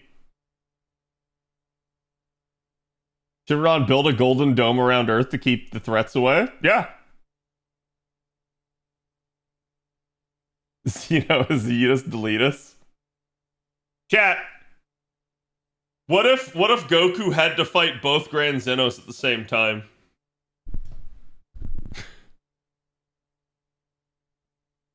Sorry, I say had to. What if Goku wanted to?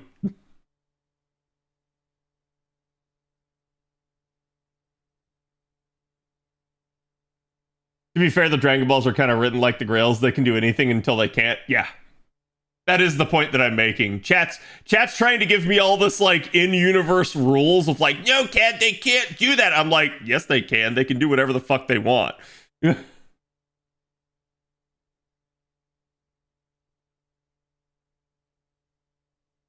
The universe won't exist anymore. But what if it was just like a friendly match? He'd get beat to near death and get some bullshit power up somehow. CJ understands. Jay understands.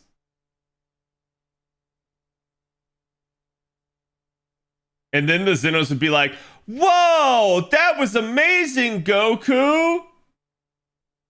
You know what? You can play with us anytime. You know, chat.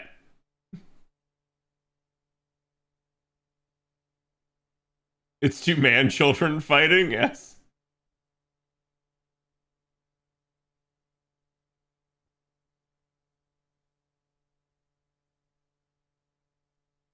They succumb to death in space?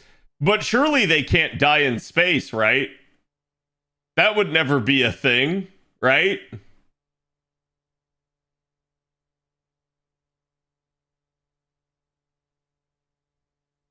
Oh yeah, we're gonna do that right there. We're gonna let him evade. Then we're gonna power up. And then we're gonna invert. And then we're gonna wave bye to indiscriminate weapon. Goku enjoys fighting stronger people than him. A fight against Xeno is not a fight at all. See, now you've just aroused Goku.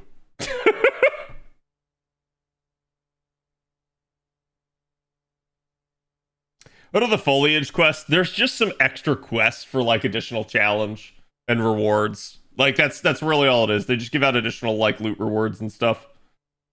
Eventually, I think you get that's how you get some of the feet portraits later on in the event. Bulma made time travel possible. The only thing stopping her are the angels, aka Whis and his siblings. Yep.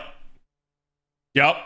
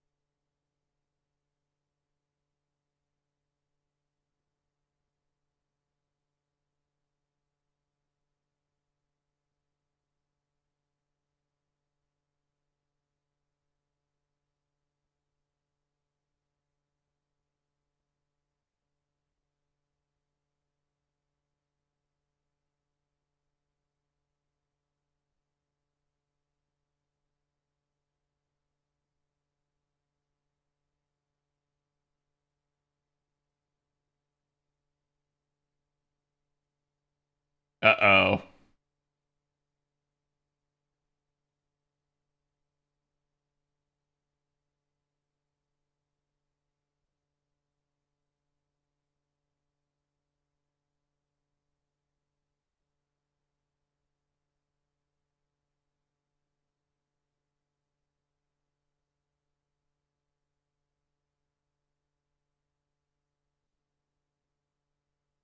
Gonna make tea? Yep.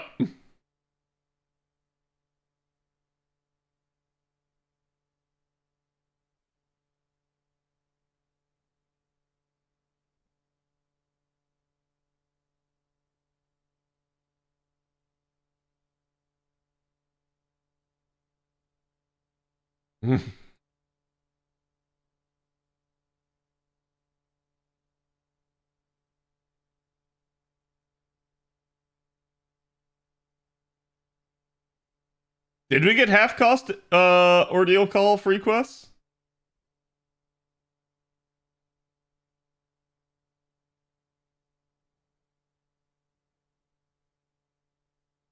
This back and forth within the same spirit origin is really weird.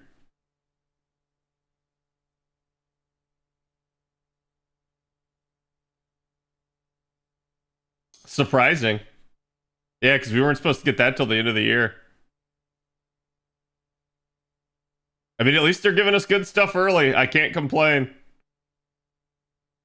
It's like, this is one of those things where in retrospect, you wonder why JP didn't do it. But NA gets to be the beneficiary.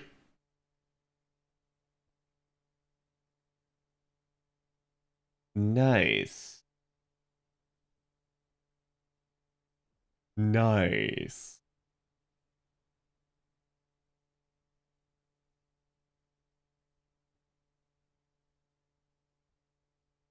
Is massive painted full AP? I mean, it's not that bad, honestly.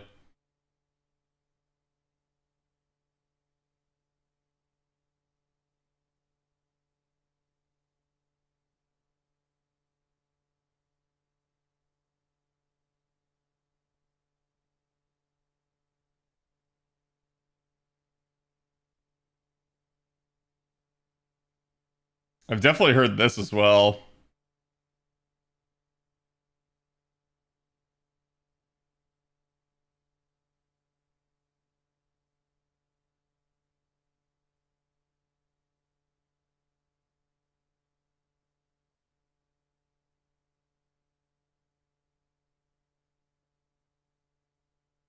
They're gonna destroy the flowers.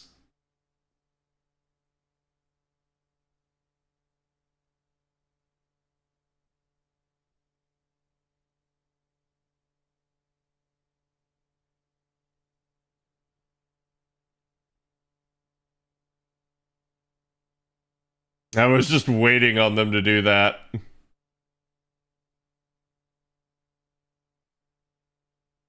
So wait, what floor am I on? I'm on like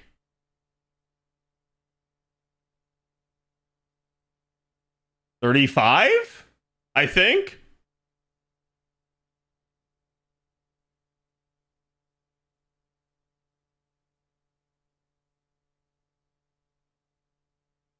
You know what? It actually doesn't matter. Just send it. Because I'm gonna get all the servants back when I go to bed, anyways. So it's like this is just a get as far as I can, exhaust as many as I can here.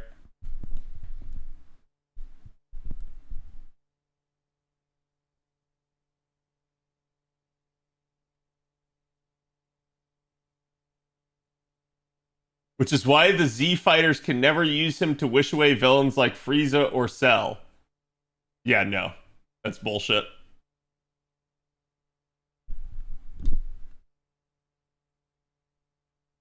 So you're saying that Frieza or Cell could kill Shinron?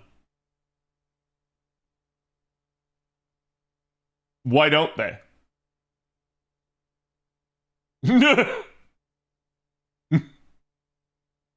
Hence my issue with this. The more you dig into it, the more you're going to realize there's problems with it, chat. Yes, actually? Okay. So how are they more powerful than the omnipotent wish-granting device?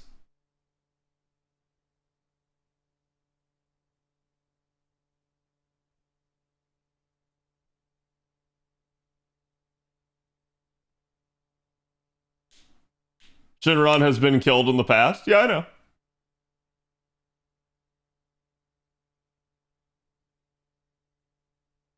Well, then how does the wish-granting device have any power to bring anyone back from the dead?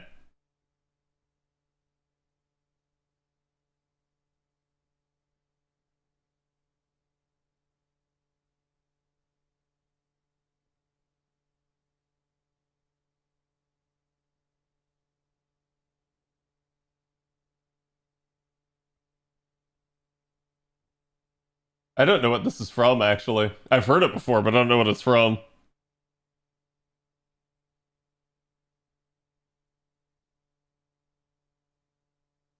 Okay.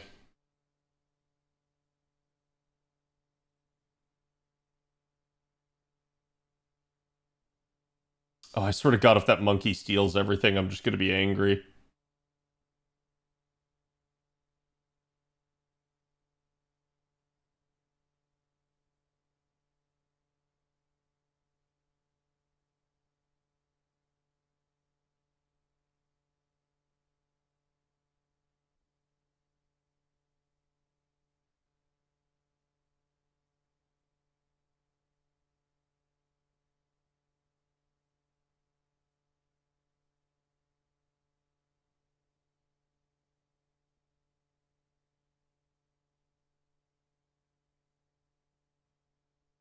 He can't bring people back after they've been dead for a certain amount of time.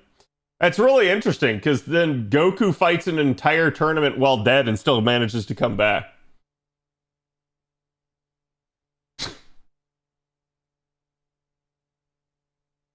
Listen, chat, I'm just saying, we're going to keep Swiss cheesing this the more you guys do it. You're going to realize there actually are plot holes with this.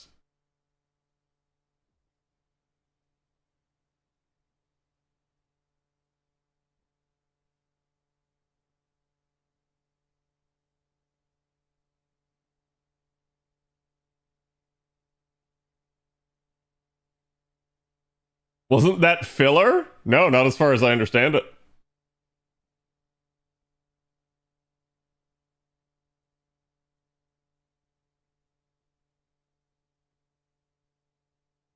Frieza died for 70 years, that too.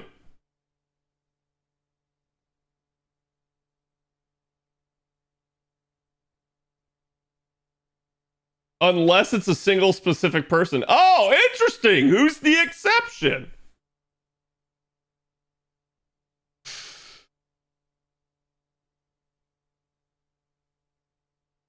Hmm.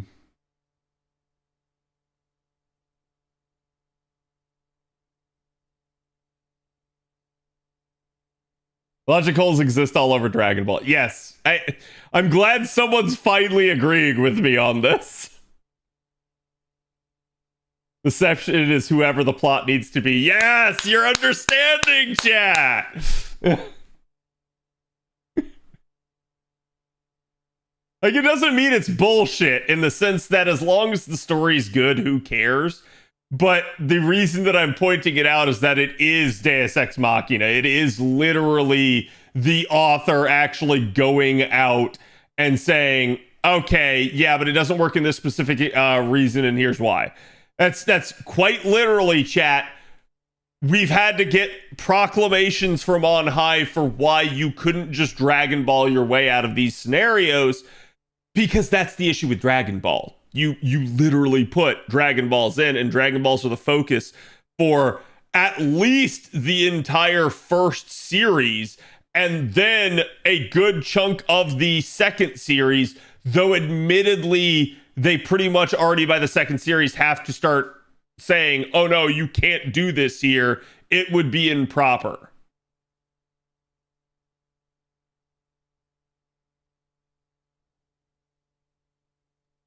Because they have to write a story.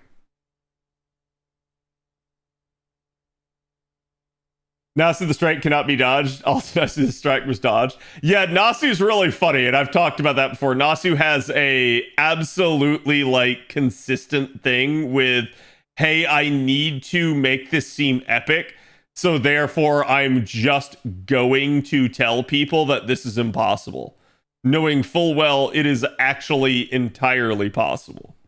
But if I say it's impossible and then it happens, it seems better. So basically, Nasu tells you a rule in order to break it. And that's a consistent thing. Like, Nasu's not the only one that does that. We never disagreed. Some people did.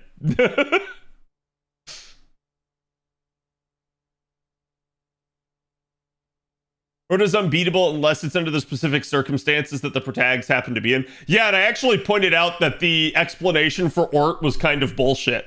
That one, I'm not going to say it's like phoned in, but that one, it felt like they kind of caught themselves in a bad spot with everything they had said about Ort.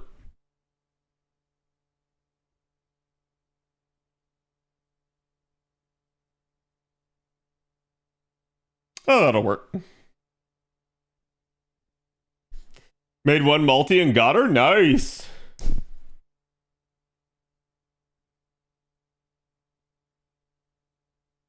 Hearing something is impossible is a good indicator it's about to be done. Yep. Yep. And it's funny because when you know this, like, Chad, if you ever start a new IP, right? Like, and you're in the like the world formation stage of them like describing the world to you and telling you this is the way things are. You have to realize that they're doing that for one reason.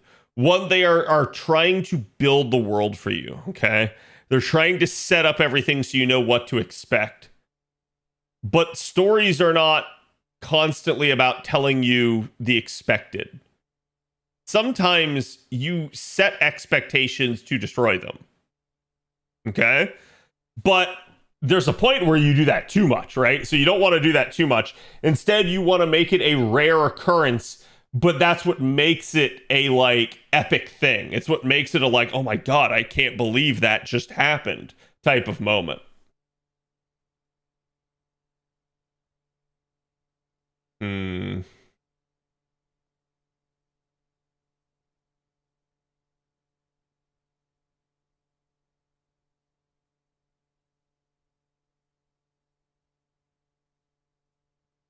I don't think Nobukatsu having the having the K-scope's a good idea here.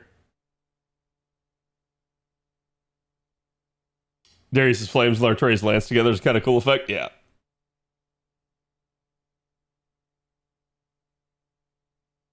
It's like having a much more attractive photo on your dating profile, setting expectations to destroy. Exactly.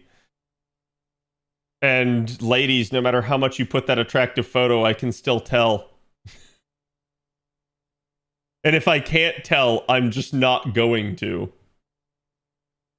And that's the funny thing. And same thing, I'm sure guys try it too.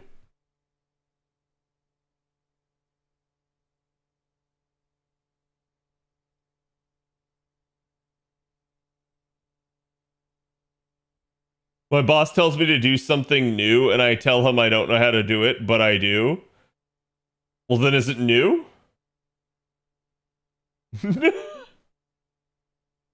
I feel like that's kind of like you've already set the expectation, but then dashed it.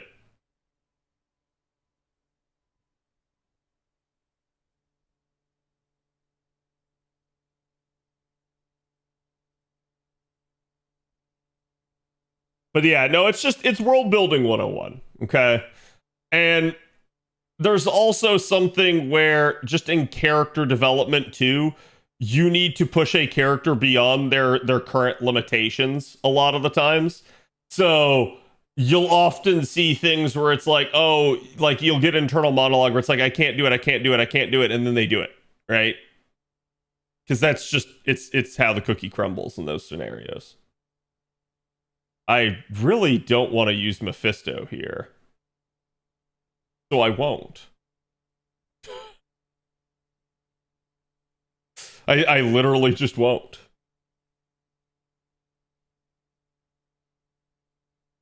I've been in my job so long, I tend to know more than my bosses. Yeah, I mean, it's hilarious. Like, there are points in times for me even that's the case. But it is really interesting nonetheless when it does happen. This is a 1 out of 2. We're gonna do one of those. But I'm gonna need that to have a chance.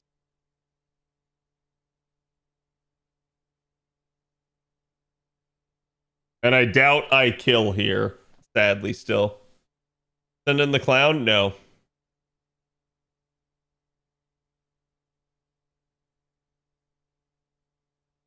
You have to follow his way because you said it that you don't know how to do it? Yes. How if the villain gets a MacGuffin, then it will be very bad. So he is definitely getting it at some point. Not always, but yeah, like it depends on like when in the story, right? Because there can definitely be like the battle to stop and head off the villain at the pass to stop them from getting the MacGuffin. And that can definitely be like a climax of the story, right? And then what'll happen is like either the villain gets it right at the last second, but then still gets defeated, or like you think he's about to get it, but then gets defeated. Okay? But then there are other times where it's like, oh, it happens really early in the story. You get told about the MacGuffin. The villain swoops in, takes it. The villain becomes stupidly powerful, and then you have to defeat him later on. So it depends on if it's a like formative event or if it's just like, hey, this was just something that that we wanted to do for various reasons.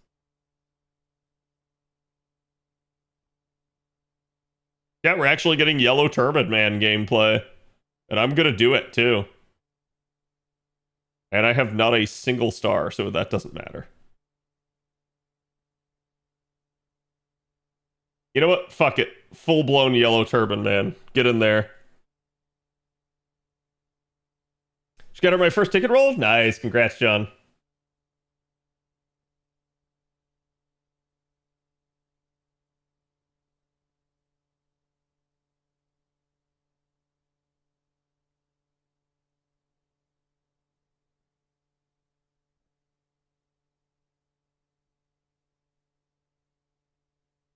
That's where they're being stupid, yeah. It's like, well, do you want to keep your job? You can tell your employer that they're stupid, but it's not a good idea. Better to politely disagree.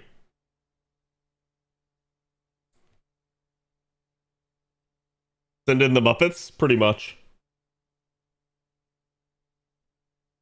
Third copy of Daeon and second copy of Chiyome. I'm sorry to hear it, Katana.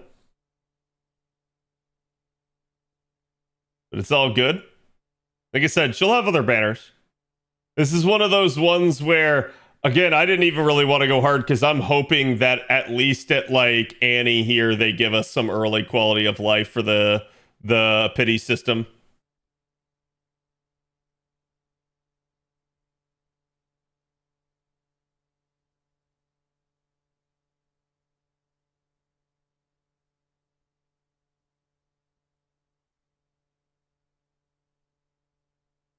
Also, isn't this the Guts or Berserk opening as well?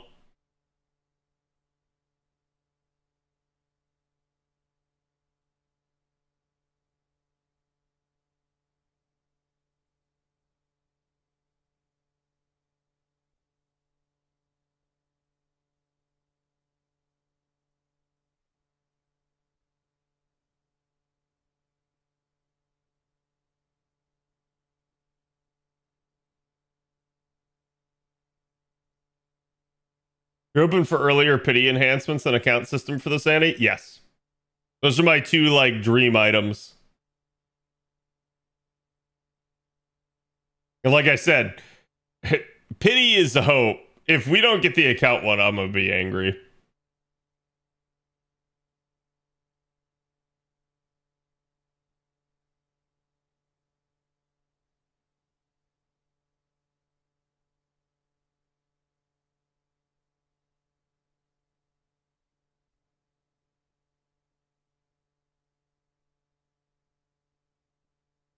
Hmm. Interesting that we got more Galatea here. I did not expect this. I guess I should have, right?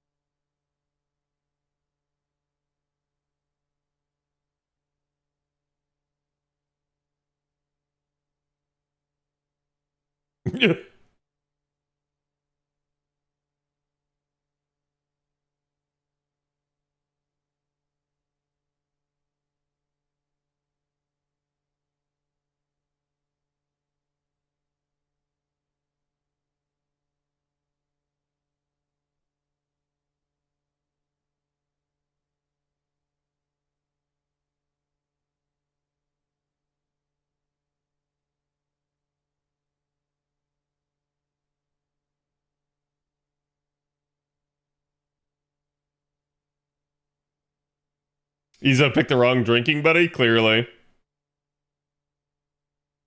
I mean, at this point, I feel like Jin Ki is practically always drunk.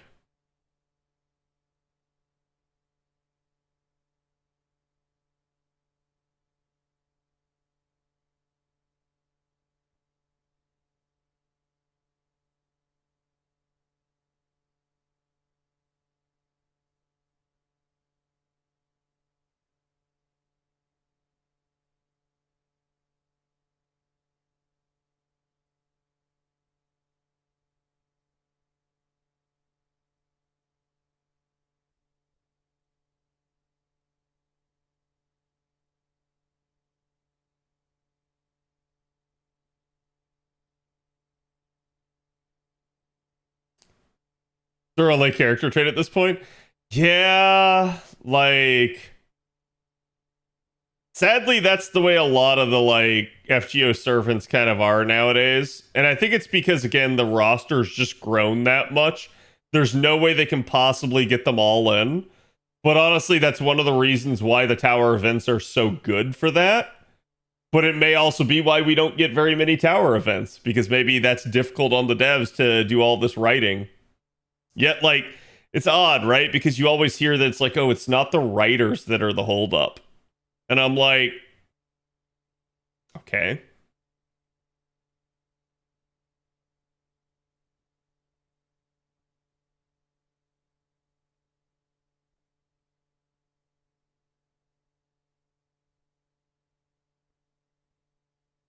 Hmm. Custa.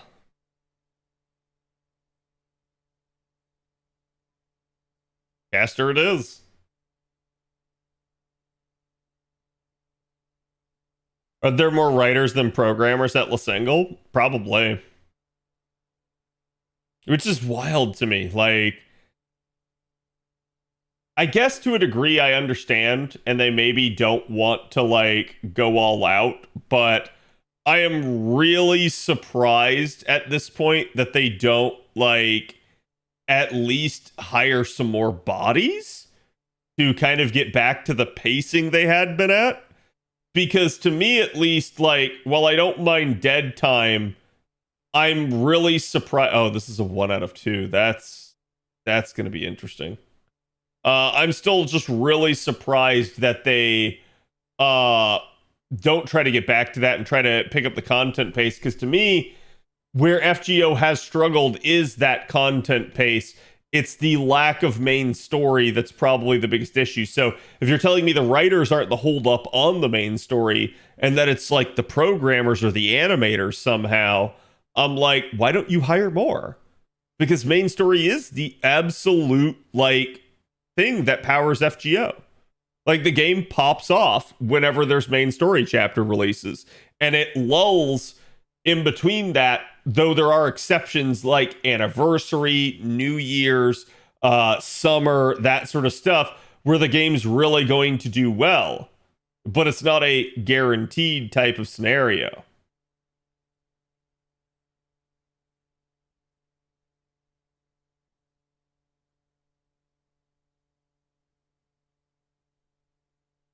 Guess we gotta wait for the next single office tour video employment number data. Yeah, I don't know when they're gonna like give us any more on that. It'd be interesting to see. Let me see if I can view their website now that we're mentioning it.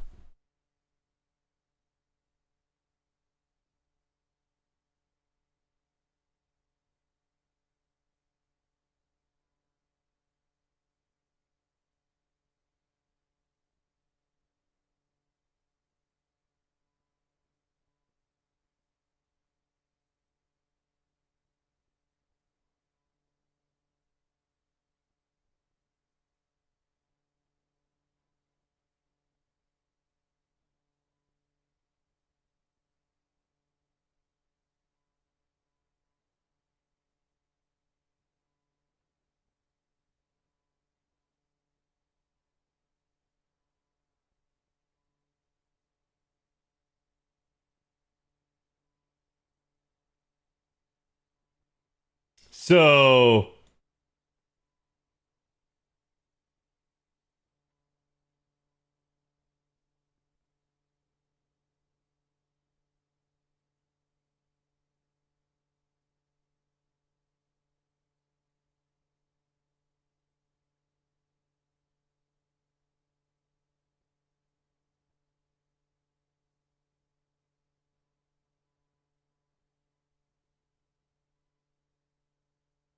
yep. This has never gone away. Whereas if you look at like producer, there's just game producer. Planner's definitely a thing. And I do think they list out most of their positions here. So, because their apparent stance is like, oh, we'll consider you regardless of our current status. But that's also like a sign that there may be issues regardless.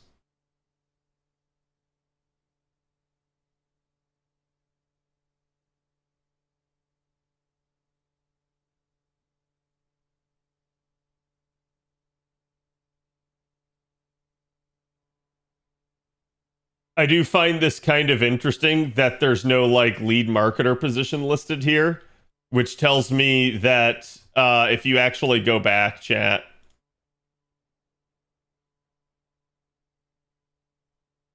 it's all done by Aniplex. So it's like, oh, you can apply for a career in that, but I doubt they really do much. Actually, do they have a blog entry anytime recently?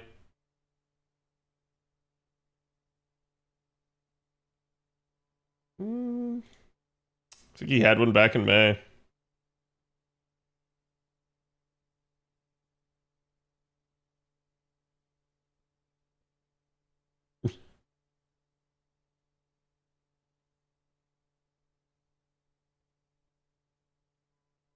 "13 bright new faces to the single family for year 2025.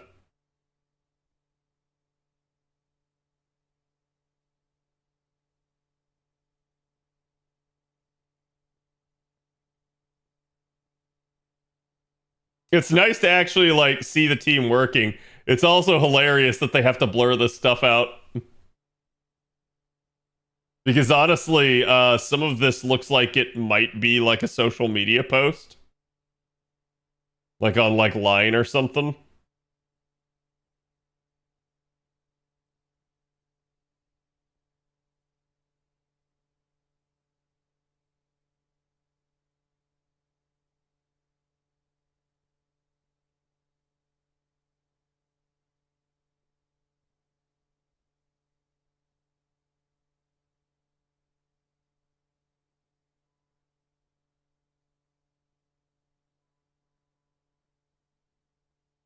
I feel like he's joking, but also at the same point, I'm like, my brother in Christ, what are you doing?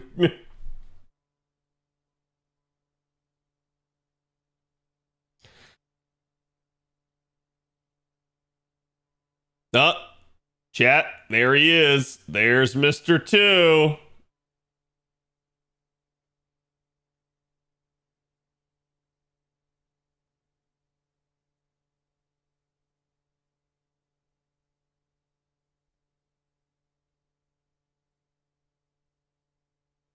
An info session for 2027 graduates? What?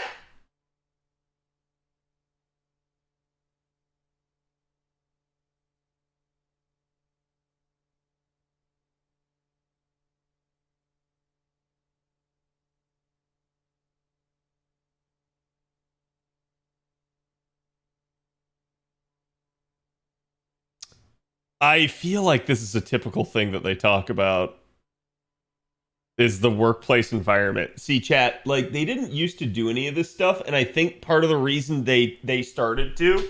So the reason they didn't used to do any of this stuff is because they were just old school. Okay, that's the issue with like Aniplex and kind of the way they run things. And unfortunately, I think like they didn't give any support for anybody to do anything on this capacity. But I think it became a real issue with FGO because I think FGO started developing a reputation at Delightworks as sort of a black company, aka a company that does not treat its employees well. And I think the creation of this website, the tours that they've done, the talking about their hiring practice has all been to combat that like mantra, that messaging, that reputation that they had gotten. So it's like you can read this and you can truly believe what he says, or you can choose to try to read between the lines and ask yourself why he's needing to say this. I'm not going to say that like the single is some like black company necessarily, but I am going to say that it got the reputation for a reason.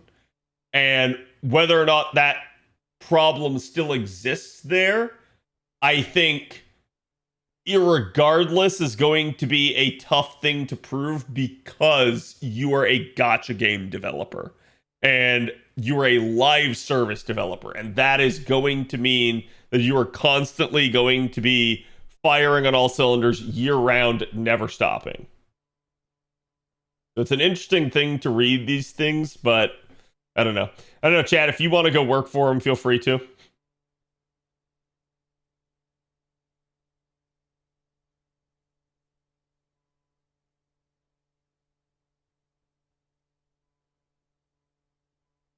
Well, we know Oh No plays Monster Hunter. The PlayStation Portal has become my MVP, letting me squeeze in quick hunts via remote play during downtime instead of being tied to my TV.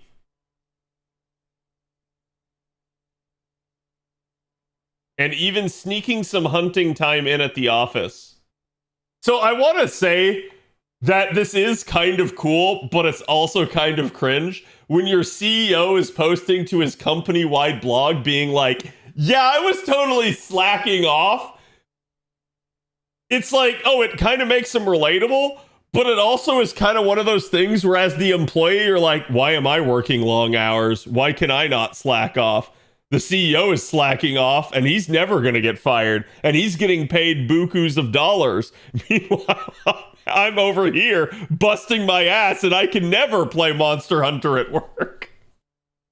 I mean, to a degree, maybe they can too. We've actually seen La Single's break room does have like monitors and stuff set up, so like you actually could play games. So it may be a thing. I don't know.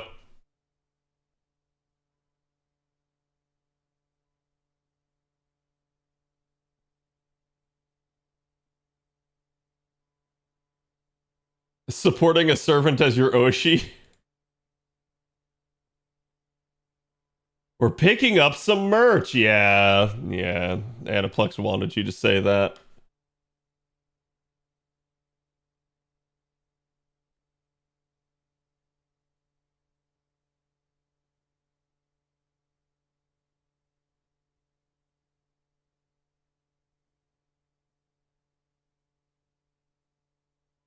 Type A game show. Interesting. Was unaware.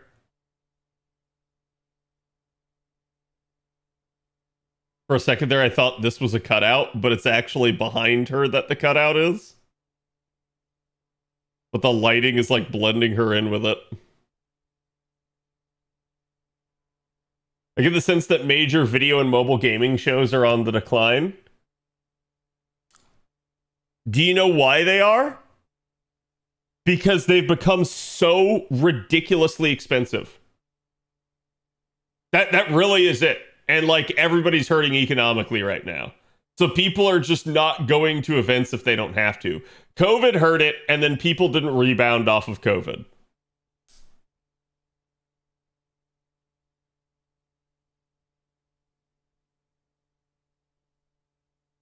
Yeah, this is the winter festival stuff. So meanwhile, I'd say this is great turnout, it looks like. Just for like a small local thing.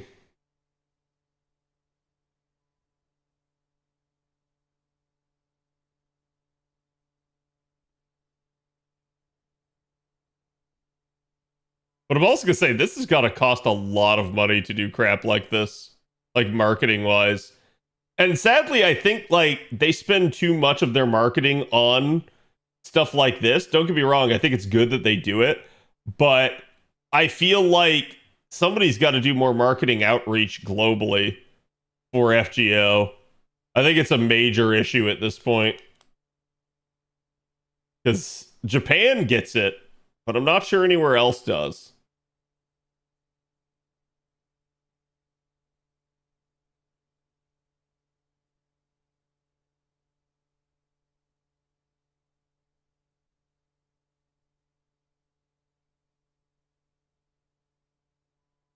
My family all scored FGO pocket tissues as consolation prizes.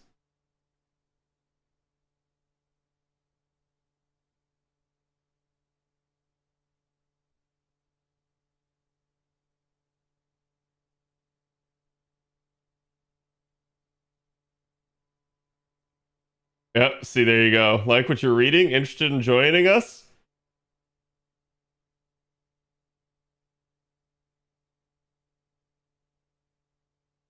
First round applications closed March 31st, but we'll be opening the second round soon. See, and this does appear to be the common trend. It looks like they can't hire industry vets and they just keep going and getting young people out of college. And it's not terrible. Like, you do need some young lifeblood in the company, I think. But I do think that's a problem. That they're having to go get, like, people fresh out of college constantly. Yoshinori is the FGO Part 1 director, right? No. Nope. Yoshinori is FGO's CEO, basically. He's the single CEO. And he was brought over from, was it Capcom? I think he was director from fighting games over there. He's originally a fighting game guy.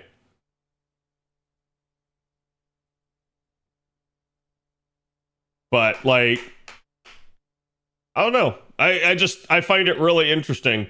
I think to a degree they're doing what they need to succeed, but it's also maybe like kind of wild that they don't seem to have the talent pool to be able to like draw from, given how much money this game makes. And it's absurd to me. I don't get that. Something's rotten in Denmark at that point. It really feels like they just maybe aren't getting the cash flow necessary to do what they need to do, but I'm not really sure why.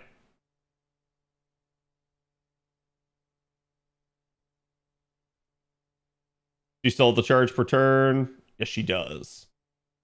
Then we're gonna go all Medusa there. Yeah, it's just an odd thing. I think, like, I don't know that it necessarily. Oh my god! Did I just see what I thought I just saw? See in stream.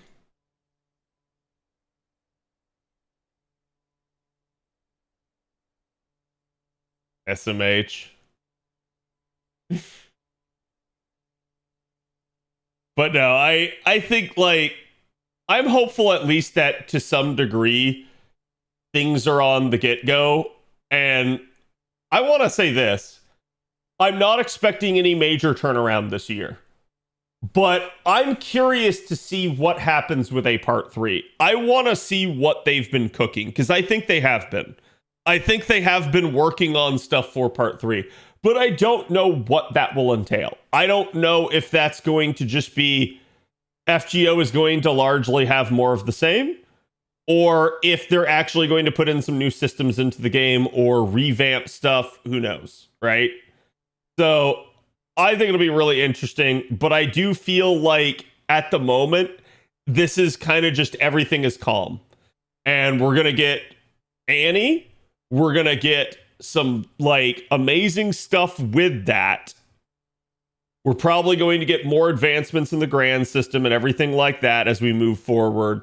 We're probably going to get more unlockers and stuff for class score. We're going to get maybe even a full-blown copy of Olga, basically at anniversary if we so choose. And then yeah, we'll progress into summer. We'll have the fall events, maybe Halloween, maybe Gouda, who knows. And then we will have kind of the winter events as we start getting Christmas, and then the end of part 2 story. But I think they're going to do more. Like, again, they don't have this website. Yoshi doesn't keep posting to his blog every month. They don't keep going to events if the game is shutting down. Not shutting down, chat. So my question is, what are they doing with it? Where is it going? And you're not going to see the signs not until they're ready to show you, because they may even have an entire different group working on it. So it'll be curious to see as time goes on. But Anyways, chat, I'm going to end it here for tonight. Hope you guys enjoyed the rolls and the discussion. Let me see who all we got on.